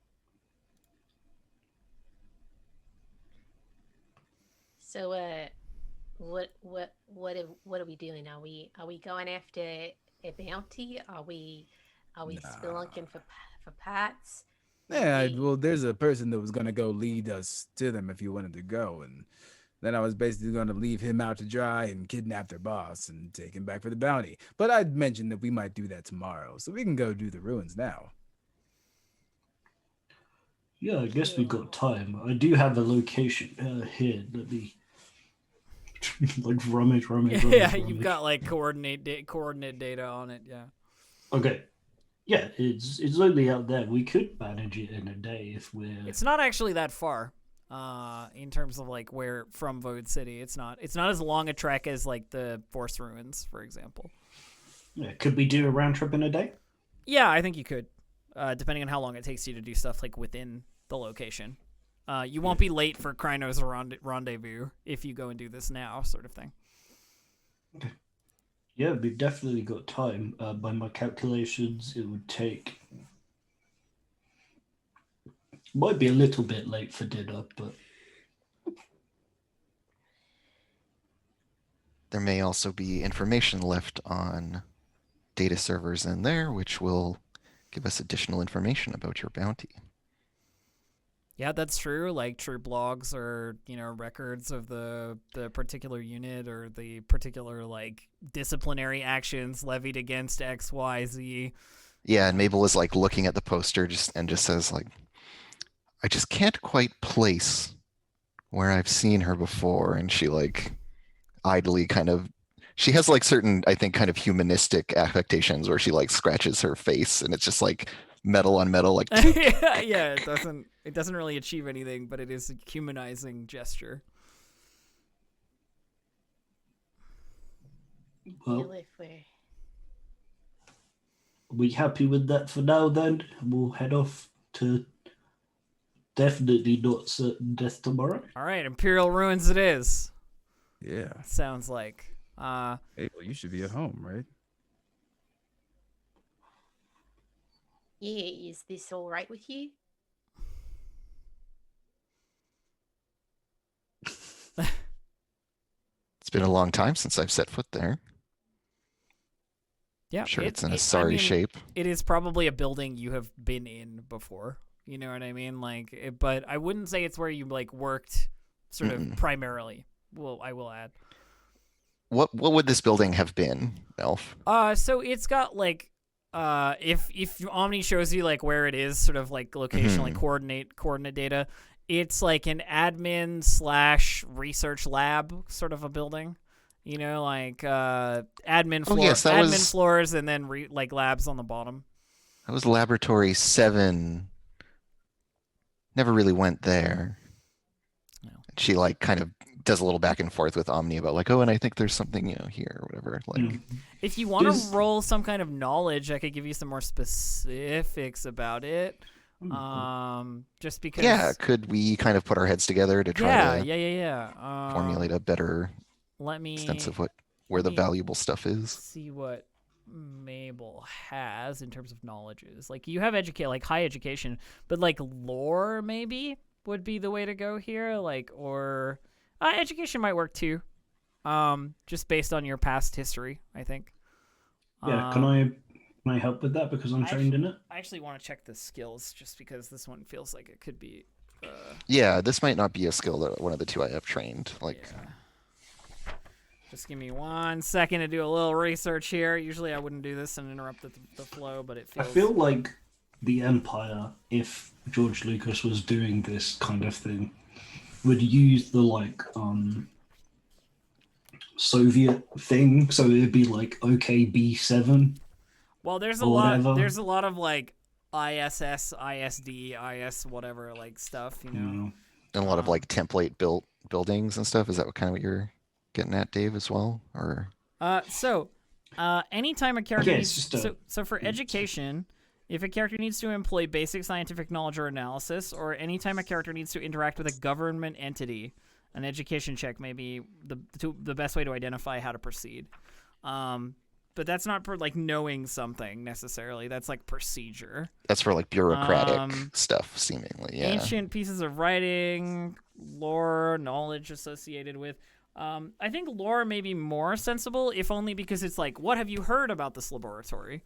You know what I mean? Yeah, exactly. So like, let's do that.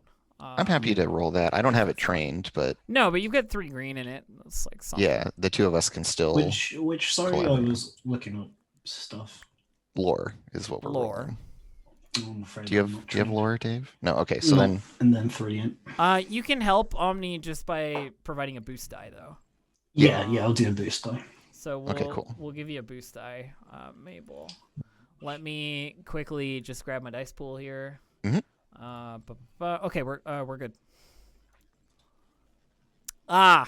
Sadly, files related to or like information related to Laboratory 7 are specifically like prohibited to the network. Right.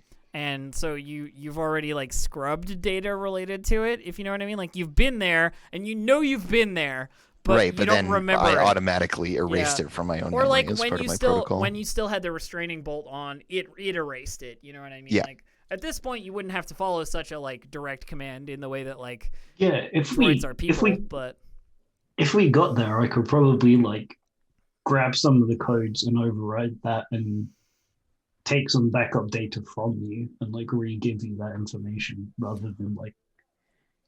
I mean, there's a lot of tinkering that could be done, but that information has been scrubbed from Mabel currently, I think. So Mabel is like, oh yeah, so there's something, and then she like pauses midway to like she's about to point on the map, and then she just kind of like tilts her head a bit. I guess this was one of the black sites then. Afraid I can't remember anything. All been scrubbed. And she like seems a little wistful about it, and then like goes back to playing with a drink that she's never actually gonna drink. Yeah. Just like swirling it in the cup. So if you want to head out, I mean, Omni has the location of the place, and you can check it out. And we got a flamethrower to clear the way as well. Yeah, if you've got anything else you want to do in Bode City, like any shopping or any stuff in Madame Harani's, you want to talk to anybody, then you're welcome. Is one of us really strong? Because I was like, oh, I can probably carry a flamethrower, and then I looked it up and was like, oh, no, I can't carry this flamethrower. Or at least, I'll be encumbered if I carry it. Encumbrance, by the way, Zyle, because you did ask me about this. What it is, 5 plus your brawn rating is your encumbrance limit. So like add together all the items you have, and if it adds up to more than that, you're encumbered. If not, then. What does encumbrance do for you? So if you are encumbered, you take negative circumstance die on all agility or brawn related checks. And melee stuff. My current armor So this is my other question, and I apologize for like having a bunch of technical questions here. Yeah. I have armored clothing now. Does that stack on top of my heavy clothing? Or No, does you my can heavy only choose. clothing You now... have to only choose one. Yeah. Cool. Great. Yeah, it's not layered, unfortunately. No, I just wanted to check to make sure that was the case. Yeah, of course. There was also something in the book about how because of that encumbrance for armor works a little bit differently than encumbrance for weapons. I looked up encumbrance specifically. It said 5 plus your brawn rating. Oh no. That we could talk about later. Okay. That was it's something different, kind of weird. But I'll check up on it later with you. Sure. Make it lighter if you have 5,000 credits. Ouch. Yeah. I was looking at modifications. Some of the modifications are pretty expensive. All of them are pretty expensive. Yeah. So, is the plan to head out, you think? Yeah. I think so. I'm excited. We're going to do a dungeon. We're going to do a space dungeon. Pretty much. So once you've gathered all your stuff and you're feeling like you want to, make your way, the group makes their way out through the Vode City entrance, taking the disinfectant spray on the way out to make sure that nothing gets in or out of the place. It's gross and awful and smells bad, but it's what you need. And you make your way through the Vodian jungle towards where the ruin is. Can someone give me a survival check? I can. I guess it bears saying that I am now over my threshold for encumbrance. Because I didn't realize what my weapon rating is, which is really freaking high. But it might be possible that due to the weird rule that I saw in the armored section. We'll figure it out later. Don't worry about it too much right now. Cool. Okay, 2 threats. I'm going to roll a thing. Ooh. Threatened now. Okay, so I'm just going to show chat what I rolled here. Oh no. A 12 on a D12, that's bad times. It's really good times. I don't know. So, it'll be glass half empty or glass. It's definitely glass half empty. As you're making your way towards the ruin, cutting off the beaten path towards these buildings that nobody touches as much as possible, there are a couple of footpaths that seem to be, individuals have cut their way through here before, burned their way through here, but it's been overgrowing.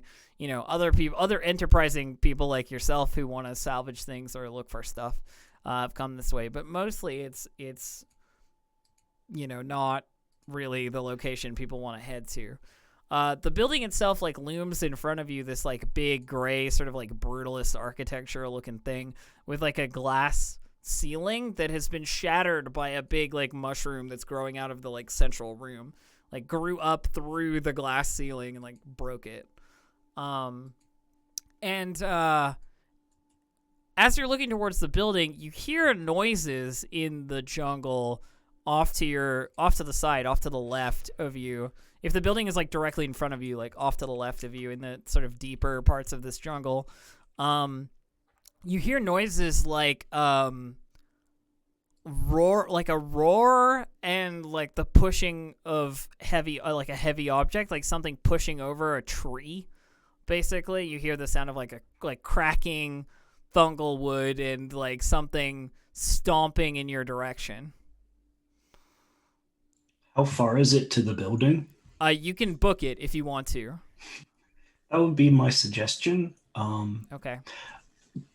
I'm afraid I've forgotten what it was, but I had some sort of advantage to looking for it because I would look for it with my special goggles, scanner goggles. See if I could pinpoint what it was. Looking for what? When you say Whatever it, are you talking about the building or the creature? So you want to take time to stand, pull out your goggles and look, or are you just No, I changed my mind again. Yeah. Yeah. Okay. So is it the party's response as a whole? There's the cracking of fungal wood and the stomping of large feet, or some kind of creature with a roaring presence, headed in your direction. Gonna kind of move for cover, but they're curious about what it is, so they're kind of keeping their eyes on the trees. So you're trying to hide Zyle? Like a stealth roll, maybe? Yeah. Okay. Anybody else like staying put with Zyle, or are you guys like booking it towards the building? I don't think I'm good at sneaking, so I'm gonna run. Sounds towards the good. building. I'm not. I'm good at sneaking, so I'll sneak. No check for running. If you can get far enough away from it, no problem. Like but if you want to stay and see what it is and still get away, I'll need a check. Yeah, I'm gonna Hey, sneak. this should be fine. Yeah. Also, Sorry, Zyle just has way too much curiosity to walk away. just for everyone's reference, I did not bring the flamethrower because it's too heavy. I left the flamethrower at home. That's fine. I did a real can good sell job, it. y'all. Right. Well, Kryno manages to stay stealthy. That's a lot of greens on that. 5 greens. Have you put your agility back down after losing the stims, Kryno? Yes. You have? Okay. So you have 5 agility, or My agility is a 4. why are there 5? There are 6 die there. What is happening? I don't know why. Does I your haven't changed anything. does your dice pool have greens in it at the It top? has 4 greens. At the top? At the top. Hang on, let me check. It has 2. I'm just Yeah, not, you don't need to have those two. Yeah, you don't Those should need be- those. Those should Oh, be 0. I didn't know why those were there. I Okay, didn't do well, that. it's been moved. It's fine. I'm gonna leave it as it is for now, cause like I can even- re-roll it. I don't care. No, it's good. It's good. Because according to the die, you'd still have the successes anyway. It doesn't matter. Okay, so Kryno manages to stay quiet, but Zyle is a little more unfortunately exposed by their positioning. You choose like slightly the wrong location, basically. And coming through the trees, you see this sort of like big purple blue hued skinned beast with long gangly like looking arms, like hunched over with this like little beady black-eyed face and a big maw. And it's probably like 10 feet tall plus, like 10 or 11 feet tall, like big wide creature. If this were D&D, it would be large at least. You know what I mean? And it looks around, it sniffs the air like, and spots Zyle, basically, like snaps their head over and like smells Zyle hiding, and starts stomping over towards them to like pull them out of cover. For those of you at home, it's a big purple blue rancor. Now I want to run. I would like to run away. Yeah, I will need a check from you to run away from it at this point. Of course. Let me see what would be suitable. I completely understand. I think an athletics would be the way to go. This should be great, y'all. Hang on. This is gonna be fine. Hit it up. Oh man, y'all.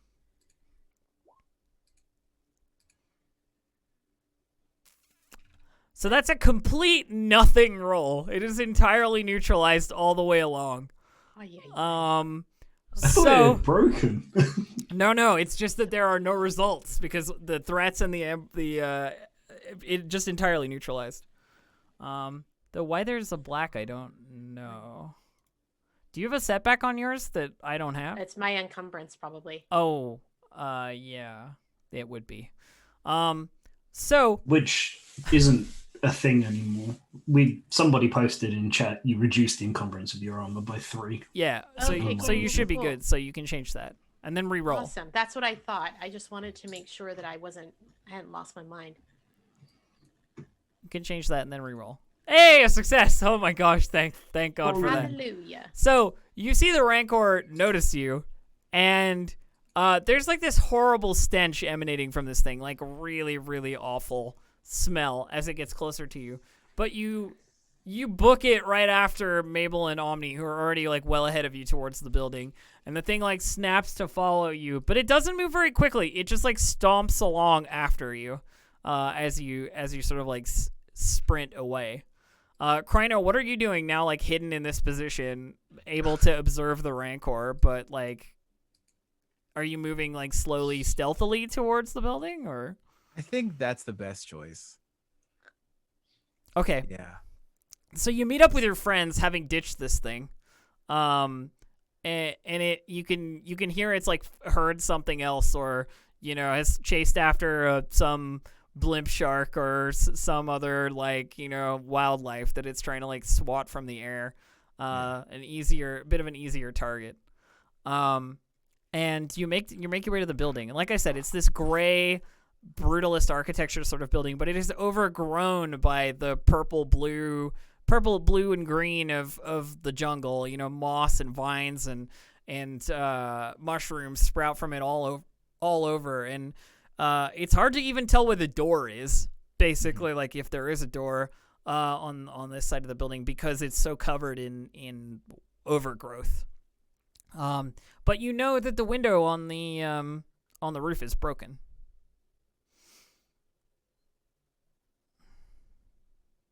What was that? It was a rancor. I just barely managed to get away from it. I thought I could get sneaky and maybe get a good look at it, but I was wrong. I nearly lost my skin back there. It was a bit hairy. But Kryno, though, disappeared. Oh, actually, Kryno, could you give me a perception check based on like just some info I can give you based on you being able to like stealth and look at it without it threatening you? Yes, you ready for me to roll? Give me 1 sec. Yes. Success and a triumph. Damn. So you notice, by the way, that this purple rancor has like an emblazoned symbol on the side of its head. That of the like imperial symbol, like printed on the side of its head, basically. That you only saw because it like turned and you were able to like be stealthy and like Imperial Rancor. Yeah, imperially branded Rancor. Great. Yeah. So, moving right along. What's the plan to get into the building? I don't suppose any of you have a key. I could take a quick look around the building to see if there are other ways in. I mean, how broken down does this building look? Like, I mean, it is there entirely disrepair or- entirely covered in like wild growth, like from head to toe. You have to be careful interacting with it. Yeah, I guess Xyle is gonna start trying to discern if there is like a door or some sort of like entrance, like a place where there's been like perhaps some corrosion or intrusion by There's the big smash window in the top. He's there. Oh. Yeah, because there's like one giant mushroom stalk like growing out of the building. So we should try. I mean, do we want to try and get in that way? I don't see any other. Elf, am I able to meet up with the party without like Yeah. too much issue? Yeah, you are. I'll pass on the fact that there's an imperial insignia like in the side of its head. Well, it's something Imperial Rancor. Cool. I hate that. I'm not particularly wild about it either. Well, I never worked on any rancors, and Mabel just seems like very offended at the existence of this thing, like it's grossing her out. I would never. Well, bust out your climbing gear, folks. I think we're going up. Yeah, unless you're willing to like strip away a bunch of stuff that's like overgrown on the building. If there's a place to get in that's kind of sort of pre-established, then I don't see any reason to kind of. Wait, you have a look on your face, Omni. Something bothering you? I was just storing away the mystery information. See if we can find out some more. This is a research building. You're not wrong. And it's wandering around this area. Sorry, I got distracted. You want me to climb that? I mean... It's like a 2-story building. Yeah. I would very much appreciate if one of the more athletically inclined of you managed to climb in and open the door for us. I mean, I'm not particularly athletic, as you can see. I mean, quick, but it I'm not wouldn't strong. be incredibly difficult to climb up the outside of this because of the overgrowth, right? There's a lot of like handhold. There's a lot of like vines and moss and so forth that you could just like Yeah, climb up. It might well be possible, but I think the self-perception here is I can't climb a 2-story building. I am a spaceship technician. Yeah. All right. I'm willing to try and make my way up there. Sure. And I look over to Krino as well and like, you coming?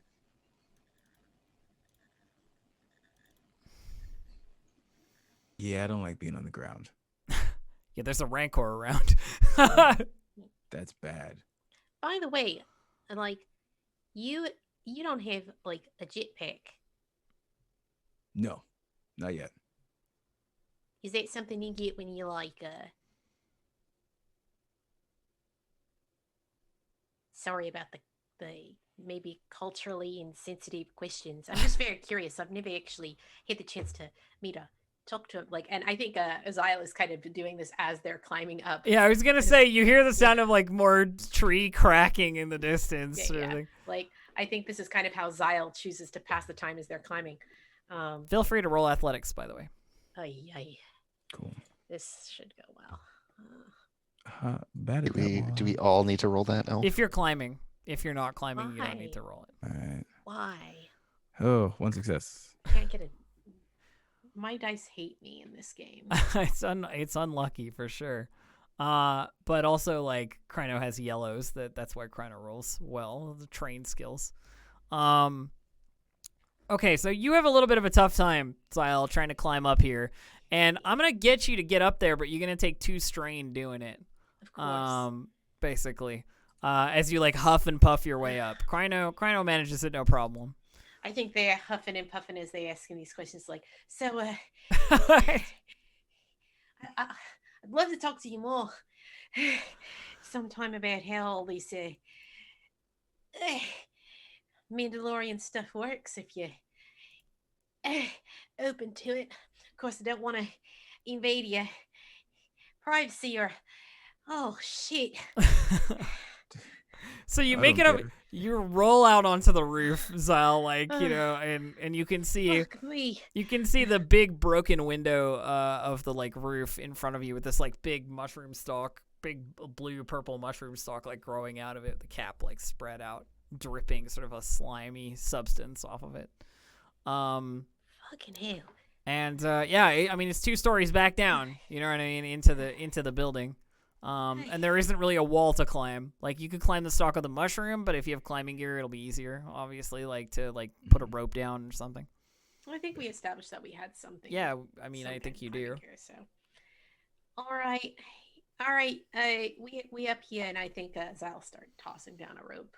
Yeah, so you toss the rope down, and you hear a splash as it hits the ground. Yeah. Make your way up. Oh, I thought you were tossing it down inside. Sorry. Oh, if you're inside, tossing, yeah. Okay. Because I think Omni's waiting for people to open the door. Is the plan. That would be my preference. Yeah. Fine. All right. Go inside. Yes. Yeah. Okay, so go. you slide down the rope, and you end up in this like foyer-looking like reception area where there's a gray desk covered in like weird mushrooms. Like half submerged in this black water that you like end up sort of knee deep in. There are a bunch of, it's like impenetrable to see. It's like this gross black like goo, like water mixed with the like weird mushroom slime.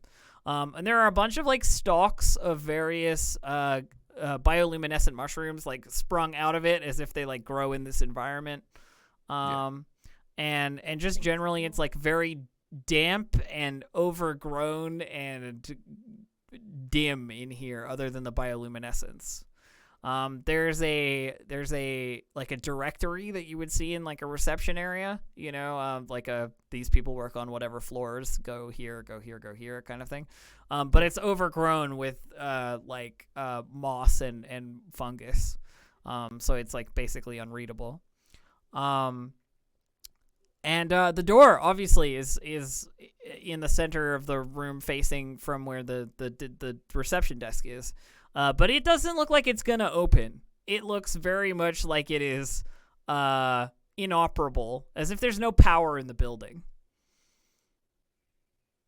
That's At a least problem. just made everything kind of more interesting. So on the outside, we're like at this door on the other side. Yeah, I guess you probably find it through like the overgrowth. You find like where the blast door would be, sort of thing. Yeah. Yeah, Mabel kind of like tries to scrape away Wipe some it brush off. and like poke at some buttons and nothing happens. And she turns to Omni and just says, would you be able to power this up even temporarily? Get it open from out here, maybe. I don't know, it's been a long time. But the backup generators were always very good. It's almost like the Imperials expected things to go wrong and built a lot of fail-safes for those sorts of things. Sorry, to answer your question, maybe. Yeah, and she like walks over to like she just like fishes through your bag, being like maybe a plasma cutter or something. Like she's just getting impatient with this door and is pestering Yeah, you. and I guess that's when the other is like, yeah, how's it going inside? There's no power in here. And there's gross, mucky water all over the floor. Power. Need to figure out how to get power to the door. And it's pretty dark in here. Oh, don't worry. When I get in there, I've got my special goggles. It's helpful to you.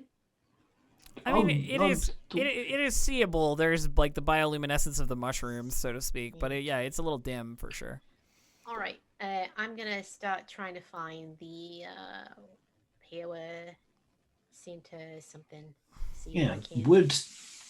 Would it be a feasible role for me to try and? If you want to roll mechanics, I'll give you a difficult roll to do it. You know what I mean? Like otherwise, you'll probably have to climb up and over, basically. Can I also roll mechanics? Yeah. As a The gadgeteer. Both of you could like help each other if one of you has like a higher skill rank and one of you has a higher stat.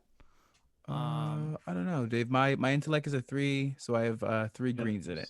You have 3 greens, Dave. What I'm trained. Okay, so I've got yellows. Yeah, but how many greens? How many yellows? Because like one mechanics is 2 yellows, 1 green. Okay. Yeah. Okay. Yeah. So I think I'll give you a boost die for Kryno helping you from the inside with like a director, like a direct kind of directions. But the dice roll is not going to be easy either. Okay. I just don't want to climb. I don't feel like climbing. Go ahead. It's gonna be a triumph though, because I'm involved. Yeah. Seems to be the way it's going. Yeah, for sure. Hey, a success! Wonderful. So you like short. Actually, how do you open it? I think using the slicing tools a little bit. You can get a quick, like almost a radar pulse in to see where nearby circuits are. Mm-hmm. Like they light up on the thing green a little bit, and you follow the track around, and thankfully it does go to like a still operable green blip, which would indicate a power source. Okay, so you like short it kind of by like combining some wires that are not supposed to, or yeah, I grab it from like ventilation systems and life support or yeah, like the really oxygen. The like emergency power systems. You like reroute slightly to the door. We've got our own oxygen. We know. So the door hisses open with that like mechanical blast door hiss, but it like sticks halfway through the opening because of all the like overgrowth. So it goes like and then stops, and so there's enough space that if you turn sideways, you could kind of pass through. But other than that, not really a whole lot. And you would be stepping into that like knee deep black water as you enter. Well, I'm a fish. I don't care. Yeah. I love water. Gosh. That's definitely just normal water. Yeah, definitely. Yeah, I'll try and squeeze through. If anybody wants to roll xenobiology, by the way, about the mushrooms in here, you're welcome to do so. I love xenobiology, which I'm not. Or trained in. xenology. Xenology, yeah. I am not trained in it either, although I mean, people can roll it anyway. It's part of my. It's one of my career things. So okay. I have a decent score in it. I'm not trained, but I have three green in it. Yeah, I mean, feel free to Yeah, I roll think if you want. we're I am probably after free. all in explore. Let me just change the dice pool. There we go. Cool. Yeah, we'll. But we we'll also boost know dice you. I almost never roll any successes, so we'll see how this goes. No, you gotta help this time. Hey, there we go. Hey, I did it. So, you know that stagnant water on Vode in general is a breeding place for creatures called Zarglers. And Zarglers are... Sound delicious. They're like little, or not little, they're like sort of medium-sized fish. Like angler fish sort of looking things. And they breed, or like they are created by the bundles of bioluminescent mushrooms that you see. The roots of those mushrooms turn into Zarglers once they get to a certain age, and the mushrooms like fall over. That's really cool. So there's a whole bunch of these like so nice. these bioluminescent mushrooms like sticking up all over the black watery area. I feel like it's been a sufficient amount of time that I've not said out loud that all the stuff on this planet is so cool. Yeah, So cool. I mean, when So I have the think tank that is like me, Aabria, and chat, like we come up with all kinds of crazy stuff. It's My so explore awesome. brain, so Zyle's explore brain explodes. Mm-hmm. Ah, everyone, baby Zarglers. Oh, they're gonna turn into fish one day. They're bitey fish, by the way. They're not Of nice course fish. They're bitey fish. We have to be very careful, or they might chomp on one of us. But if they chomp on us, we just catch them, put them in a net, and chomp them right back. Take them back to the brothel. I'm pretty sure we can. You've get definitely seen Zarglers on the menu at we can definitely get some money from these. at Madame Harani's. Chef Stack has definitely cooked up some Zarglers before. Immediately. I jump have out no for interest it. in being chomped. I will state this now. It probably wouldn't hurt you. I mean, it's definitely going to hurt me if it chomps me. But if it chomps me, like I said, I'll chomp it right back. It's definitely going to be my dinner tonight. Zargler that I caught.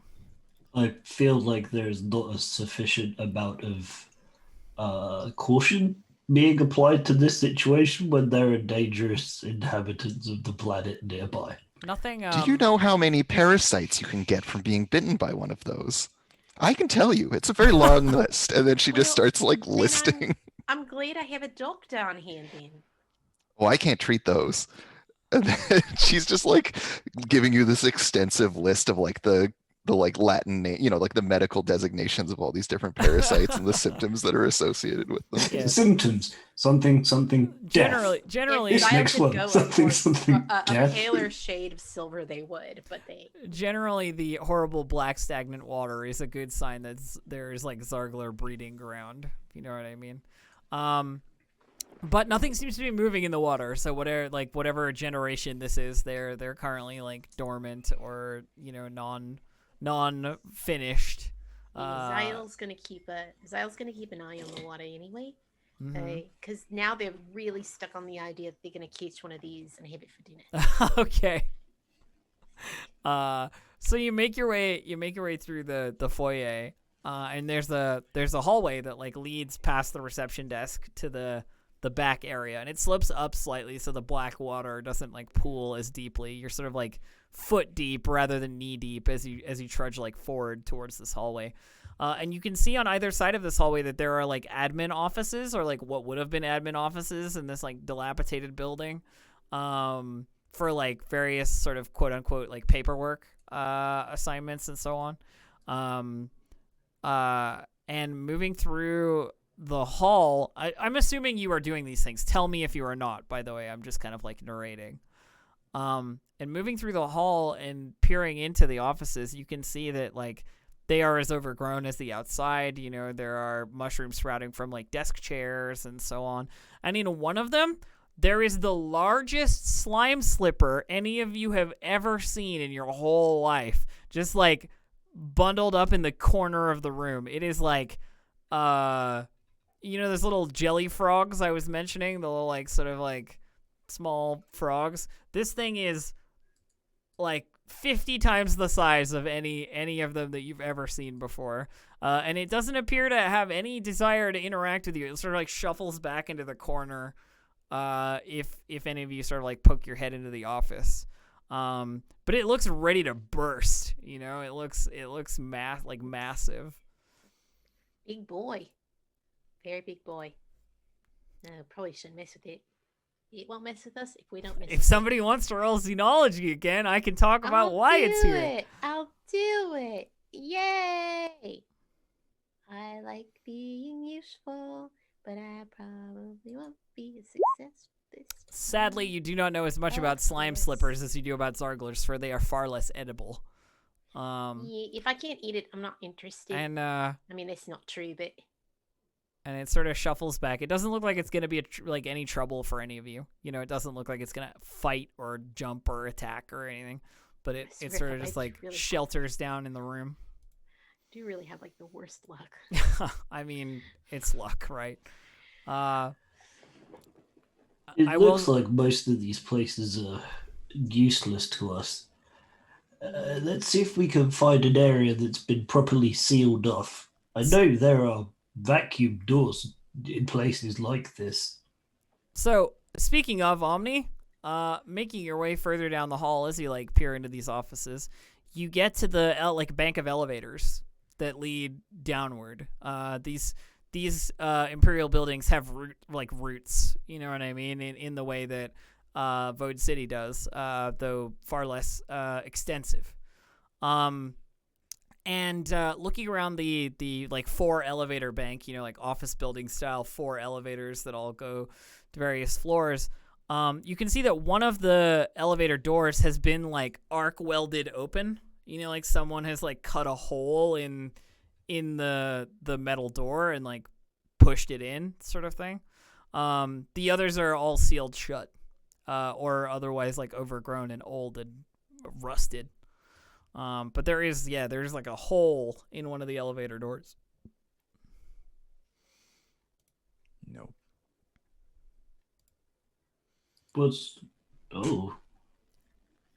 Imagine we are not the first people to come here. I don't like that at all. Yeah, I better not have taken that thing that I'm looking for and all this way. It's going to be fine, Omni. It's going to be okay. We just have to keep on our guard and make sure we don't make any silly mistakes like I'm prone to do. Anyways, it's going to be fine. We've got Kryno. Kryno's very capable. I've got my slug thrower. We've got Mabel. We're gonna be okay. We got this. Well, after one of you. I'm willing to put my head in first and do a little bit of a So sticking your head into the like hole that's cut in this elevator door, you can see there's an elevator shaft that leads down several floors, and that there is some degree of like bright blue light spilling in at the bottom floor, which you can also see in the bottom of the shaft. There's a prone human form with a large piece of arc welded metal next to them at the bottom of the shaft. Somebody didn't have a good time of it. Do they look dead? Super dead, yeah. So there's a super dead human person at the bottom of the elevator shaft. Looks like they might have slipped and fell or got a little bit too cocky. Maybe. I don't know. We'll probably learn more when we get down there. I mean, if we're going to go down there. I mean, I still want to go down there. We just have to be more careful than that Glick was. Well, since you're so willing and raring to go, we'll be right behind you. Yeah, that's exactly what I meant. Sure. And Zion kind of like squares their shoulders and is like, yeah, I'm cool with get out the climbing gear and head on down. Mm-hmm. Can you roll me another athletics, please? I'm bad at this. It went so well last Bad. time. What Here could we possibly go come. wrong? Oh man, like I said, I have such I'll a give high you a failure boost. rate I'll in give this you a game. I'll give you a boost die for having. I mean, I climbing did gear. have a bunch of advantages on an earlier roll, so Yeah, boost from. I still have part of the winch from when I pulled up the. Yeah. right. Let's see how this goes. Are you ready for me? Yep. All right. Hey, there we go. Hey. So you slide down the elevator shaft like a pro on the rope with the climbing gear. I'm very good at rappelling. A little bit worse at climbing. You see that there are like 2 sealed elevator doors like on your way down, like to different floors that are not open or haven't been opened. And when you get to the bottom, you can see that the bottom door has been like prized open, and there is this like very bright blue luminescence coming in from the door, which comes from a bank of incredibly bright mushrooms that look like they've absorbed something they probably shouldn't have, and are like glowing very brightly. How fresh is this dead corpse on the ground? I mean, it's difficult to tell on VOD because things decompose like fairly quickly. Organic matter is like consumed relatively fast. But he still has some of his clothes and some of his flesh, so he's probably like a week or two, like decomposing.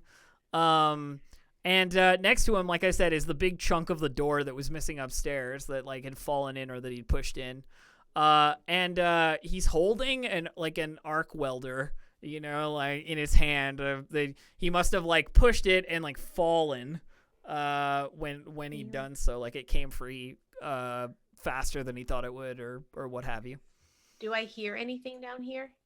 No, you don't hear anything. What you can see from the bottom of the elevator shaft is a hallway that leads forward, blue luminescence coming in. And that hallway has like one side of it is wall and one side of it is like glass windows, like you'd have along like a laboratory like floor. You know what I mean? If you were walking along sort of like this was like a menagerie or something. There were subject assembly area or something. Yeah, like an open area that has like windows around it. Mushrooms shouldn't. But yeah, feel free rest of the party to like get involved before I narrate everything. So with Xyle at the bottom having done their athletics check, they can basically catch the rest of you. I'm not gonna have everybody roll an athletics check because it's just like it only mattered for the first one. Line.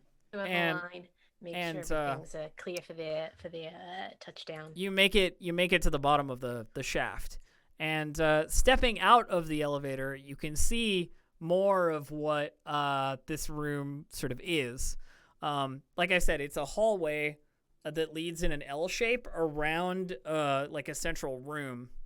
And in that room, there's a desk, and on that desk there is a man sprawled over dead with a blaster bolt scar on his back. There's also several of these like incredibly bright blue bioluminescent mushrooms like lighting the whole room in this like sickly blue tone. Are they in Imperial uniforms? No, they're not. They look like the guy you just passed. They're not the only people that our friend told about this place. Yeah. And in the sort of main area that you can see through the windows, there's no like door into this area, but the windows are all kind of broken, so you could just like sort of step through the window if you wanted to into this other room. But there's also a large cage that looks like it's been like broken. There are several tanks of like stagnant fluid that could be just about anything. Does the cage look like it could have been Rancor sized? It does look like it could have been Rancor sized, yes. Cool. Lovely. There's a bank of like computer terminals that looks to be like shut off or inoperable. Like, there's some growth over it. Though this place seems to be a little bit less overgrown than maybe the rest. It having been breached sort of more recently, if you know what I mean. Like the local air has only been let down here since these guys arc welded the doors open. And at the far end of the hallway, if you like follow the L shape along, there is a sealed blast door with another figure sprawled against it, like dead, who looked like he'd been trying to open it. This is all a little bit much. Is it okay for me to do a check on the mushrooms? I'm very curious about them. Yeah, sure. My xenology. Let's go. If these are mushroom people that shot someone with a blaster, Ready for I'm me? going to be really impressed. Yeah, do it. Cool. I'm just really curious about it. So, look at you go. So, these mushrooms are not typical, like, Vode plant life in that they have absorbed some chemical something from the tables or, you know, like, in general, had contact with a substance that has been, like, introduced to this environment via some breakage. And they've sort of, like, taken on this very bright blue luminescence, like torch-like luminescence. But they look like to be regular sort of like native fungi, but different, if you know what I mean. The other thing I should mention is that there is a security system. There looks to be a like a turret gun basically on the ceiling. But the whole place is unpowered. So it is inoperable. The other thing is that there is a droid here. Or what looks like a droid. They are not operational, but with a little bit of looking around, Mabel, you easily find them in their, like, you know, like set back in the wall sort of. They have a little, like, security position. You know what I mean? It's clearly a security, like, Imperial security droid. You know them as the, I have, like, a particular brand. The RS brand, which is the, like, you know, regional security or like brand. They're big, sort of 8 foot tall, you know, broad shouldered droids. I have a picture of this, I love pictures of this particular droid. This is a butt prints piece of art. There you go. Oh.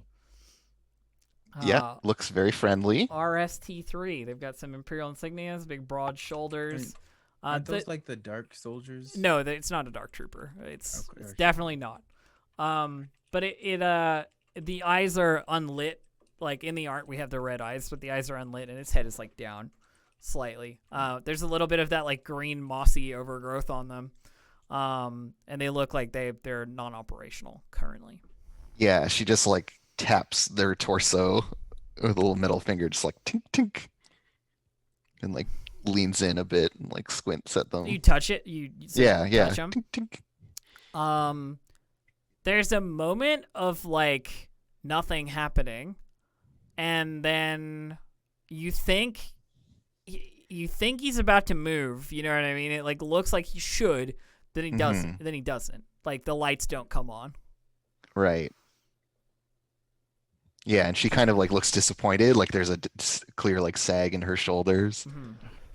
And then she turns back to the group and says, "There's a droid here, but they're not waking up." Good. Old Yeah, security there are model. 2 dead bodies in here, one against the door and one against the table. Seems to me it was probably something they did that woke it up.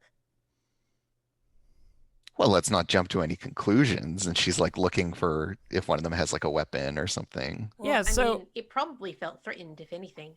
I'm not saying that it just attacked them out of nowhere. So looking at the bodies, if people want to look at the like corpses, one of them has a blaster scoring on his back, like he was shot in the back. You know what I mean? Like clearly sprawled out against the table, like he was caught by surprise. Do any of them actually have weapons? Yeah, they all have like various small blaster pistols, though they're not in hand. Like the guy against the table, his blaster pistol is on his hip. Same for the guy who like fell down the elevator shaft. His blaster pistol is like on his hip. Well, he was obviously killed from above, then. Yeah. Seems that way. Mabel, do you want to roll me like some kind of medical check? Because you have medicine, right? Like, give me. Yeah, like, am I doing some forensic medicine here? Yeah, because the third guy is a little more of a mystery. You know what I mean? Like the other 2 are like. Yeah, there's no like clear cause of death. Yeah, and I can give you more details as well on the other 2 if you give me a roll. All right. Well, I will roll medicine. When you're ready. completely neutralized. It's a total wash. Yeah, she like flips one of the bodies over So, kind of brutally, honestly, and like yeah, pokes at him a bit. you can't he doesn't have any wounds on, like, the guy on the desk doesn't have any wounds on his front side. He was clearly just like shot in the back. Though with what, you can't determine. Like, if you'd had a closer look or been able to examine it further, you'd be able to determine what kind of weapon it was, or you know, like what brand even. But looking at the guy on the door, he doesn't have any like visibly noticeable like injuries. You know what I mean? He's just dead, slumped against this closed blast door. Yeah, so I think she like does a quick examination and doesn't find anything immediately and just says, well, if I had more time and proper facilities, I could give you a cause of death, but this one... Yeah, the blue bioluminescent glow is not exactly the most examinatory lighting. This one's not telling any stories for now. So we've got a mystery, is what you're saying. A lethal one, yes. But a mystery, nonetheless. Lethal, yes, for you, but not me. I'll live. And she like... We can get the droid running. Perhaps, yeah, she like looks around. They saw something and they can tell us a bit more about what happened. Yeah, so you, to give you an overview, you have a couple of options, right? From like my perspective, you can come up with whatever you want, obviously. But there's the blast door. It is sealed. It looks devoid of overgrowth in an almost strange way, right? There's the banks of computers, which if you could get them online, might tell you what to do or have some information about like this place in general. And there's the inoperable inoperable, I guess, security droid who, if you could get running, probably has something to say.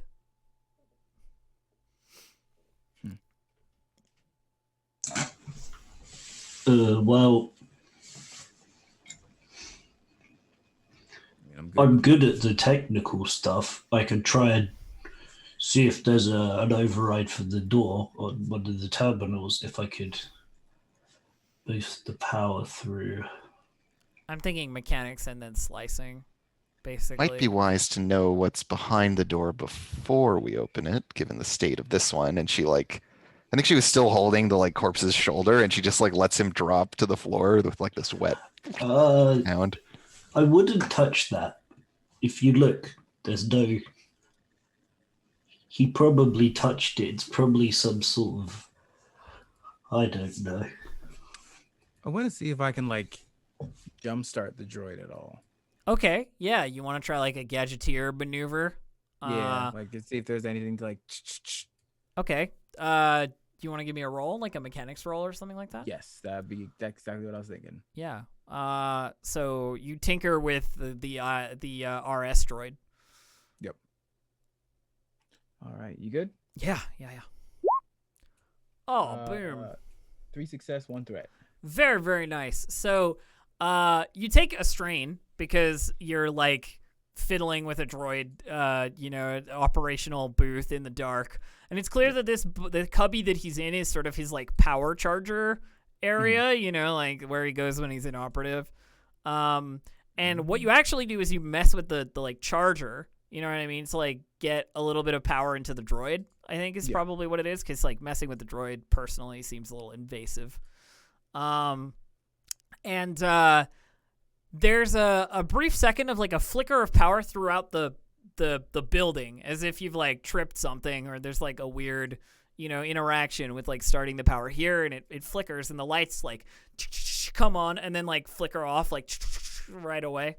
And the droid raises an arm, and there's like a sort of like a shoulder roll, and he steps forward out of the booth, and his head like lifts and the red eyes like chink flick on, and he scans around and like seeing you, Kryno, like right nearby, he immediately goes like, "Identify yourself," in like a very authoritative, like 8-foot-tall security droid manner. "You are all unauthorized to be here." As if he's like scanning your faces or something. There's this like long pause as he looks at each of you. Mabel is not addressed at all, basically. Like, so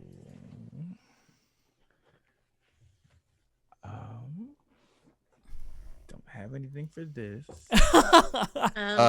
Well, I can do a thing unless someone wants to do a thing. I feel like this is an opportunity to let Mabel step in and do her thing. Yeah. So the droid. Mabel was in the background of this shot and wasn't paying attention, and then as soon as the robot comes online, I think it's like we see it through the RS droid's eyes, where it's like this red tinge, and there's like scan, no, scan, no, scan, no. But like you don't even get a scan. It's just like your background material sort of thing. Yeah, and so she like turns around and steps closer to them, and says in this she reverts to her like old voice. Oh yeah, so it's like a more like masculine sounding, very posh imperial droid voice. British imperial voice. Yeah. And she just says, RS unit, stand down and designate yourself. And like looks to you and stops and states, designation RST3, security protocols regarding floor 4A. She says, well, right then. These people are all authorized. And then she like rattles off her own like old imperial ID code. By my authority. Things have changed since you went to sleep, and I'm afraid we've had to improvise. Do you want to give me like a charm? Yeah, I'm trying to charm. I feel like to a certain degree he has his own protocols as well, and like that might win out depending on like the numbers game sort of this thing. Is Mabel leaning on her like old boss's credentials to try to like override this dude. You're sort of hoping that like Colonel authority beats whatever secret black site authority is. Yeah. Whatever he's operating under. Yeah. So give me a charm. Grant you an extra boost because I have speaks binary. Oh yeah. Okay, cool. Is when you direct NPC droids, which maybe like because he is like given his designation Omni, the like brand, you know what I mean, so it's easy to like determine what in particular Mabel might want to say. I really quickly tap out because I'm standing against the wall.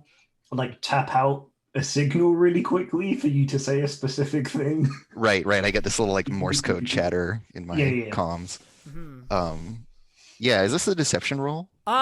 It depends if you're sort of like lying to him to get what you want, or if you're trying to persuade him not to do what he wants. I think I'm definitely bluffing. Okay, yeah. Him here, right? Because I'm using all of this like my commanding officer is dead or left the planet or whatever. You're changing your voice. You're using authority. Yeah. Okay. Yeah. All right. You should use the force. Nice. Oh yeah, you could have used the should have, could have. I keep forgetting to mention destiny points because we hadn't used any all session. We haven't used any. We'll get into the swing of it as we keep going. Okay, so you succeed. So you say the codes and he sort of like stands down and looks around and seems to be in sort of like unfamiliar territory. Obviously, it's been a while since he's been active. And he states, private quarters unbreached. Security protocols still in effect. And she like looks around the room. Does this look unbreached to you? He raises like a big black, like Imperial droid arm and like points to the blast door that's like in front of you. Yes, well, we are here as a clandestine recovery operation, and we need to ascertain the situation behind that blast door. We need to know what, if anything, has been compromised. NASA has escaped. And he sort of points to the cage. Yeah. Oh yeah, and he like looks over and acknowledges the cage is broken in like a very his movements are very different to Mabel's in that like Mabel has operated outside of Imperial like authority for quite some time, whereas this droid is clearly like waking up into like operating under restraining bolt procedures. Like he is a piece of equipment rather than like a fluidity of movement compared to there's quite a rigidity to the RST3 here. where obviously he's like been overgrown a little bit, and that's kind of shaking off as he moves. Like it's clear like he's still completely functional, but it is like he takes a second to like process stuff. You know what I mean? And you say an asset has escaped. We need to determine the contents of the room, thing. And he states, authority to open that particular portal only accessible to the captain.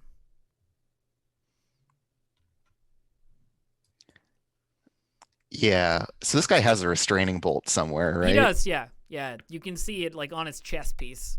Yeah. You have two. You have two mechanically inclined people like nearby. So I think Mabel looks to Kryno and Omni and she says, "Can you two get his restraining bolt?" And she's like back to her voice that you recognize now. There is definitely a moment of like you are going to tamper with Imperial technology, and he has heard you say that. You know what I mean? Like that it would be state something like ill-advised, or something like that. What do you say, Omni? What we're gonna do it quickly. You make a diversion, or shall I? I'll do it.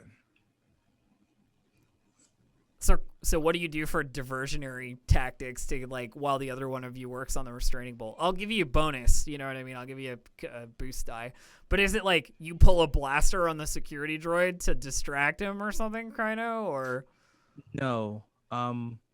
If there has ever been an Imperial that I had to hunt down for a bounty, repeat any designation that they had back. Okay, so you're just like quoting some obscure designation that he's confused. It's probably like janitor protocol. Yeah, that he's like probably never met, And Omni, why don't you give me? Let's do last roll of the session. Give me a mechanics roll to get this. I'm going to use the light side of the Force. Yeah, the light side of the Force. So Jedi. You get one upgrade, which I will put in. It's ready. Go. Da da da da.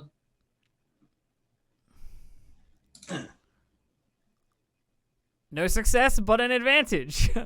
What? 3 upgrades and I didn't get a success. And we will see what happens next week. Hooray!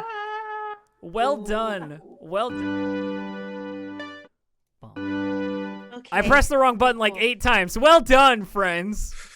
Sorry about that. I closed it out way too fast. But we're here. We're good. I clicked the wrong button. I do that fairly often these days. I don't know what it is. Okay. You got a lot to concentrate on, So we'll see what happens next session when it comes to RST3. And let's do shoutouts. Shoutout time. Aki, you go first. Okay. I'm Aki. You can find me on Twitter and Instagram at MixGenie-in-a-Bottle. That's MXGINI-INABOTTLE. My entire Twitch schedule is also available on my personal Twitch channel, twitch.tv/ShidariAki, SHIDAREAKI.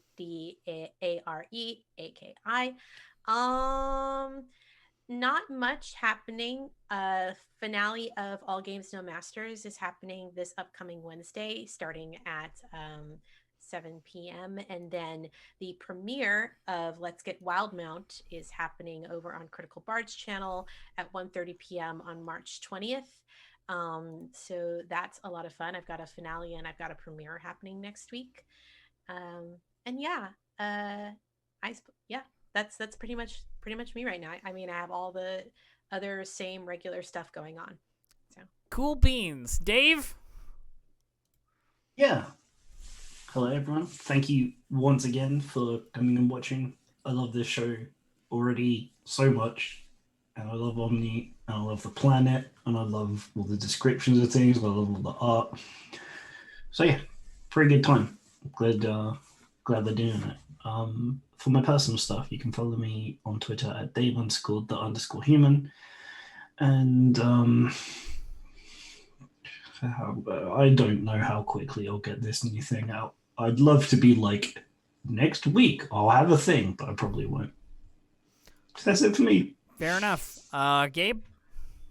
Hello. You can find me at Gabe James Games on Twitter.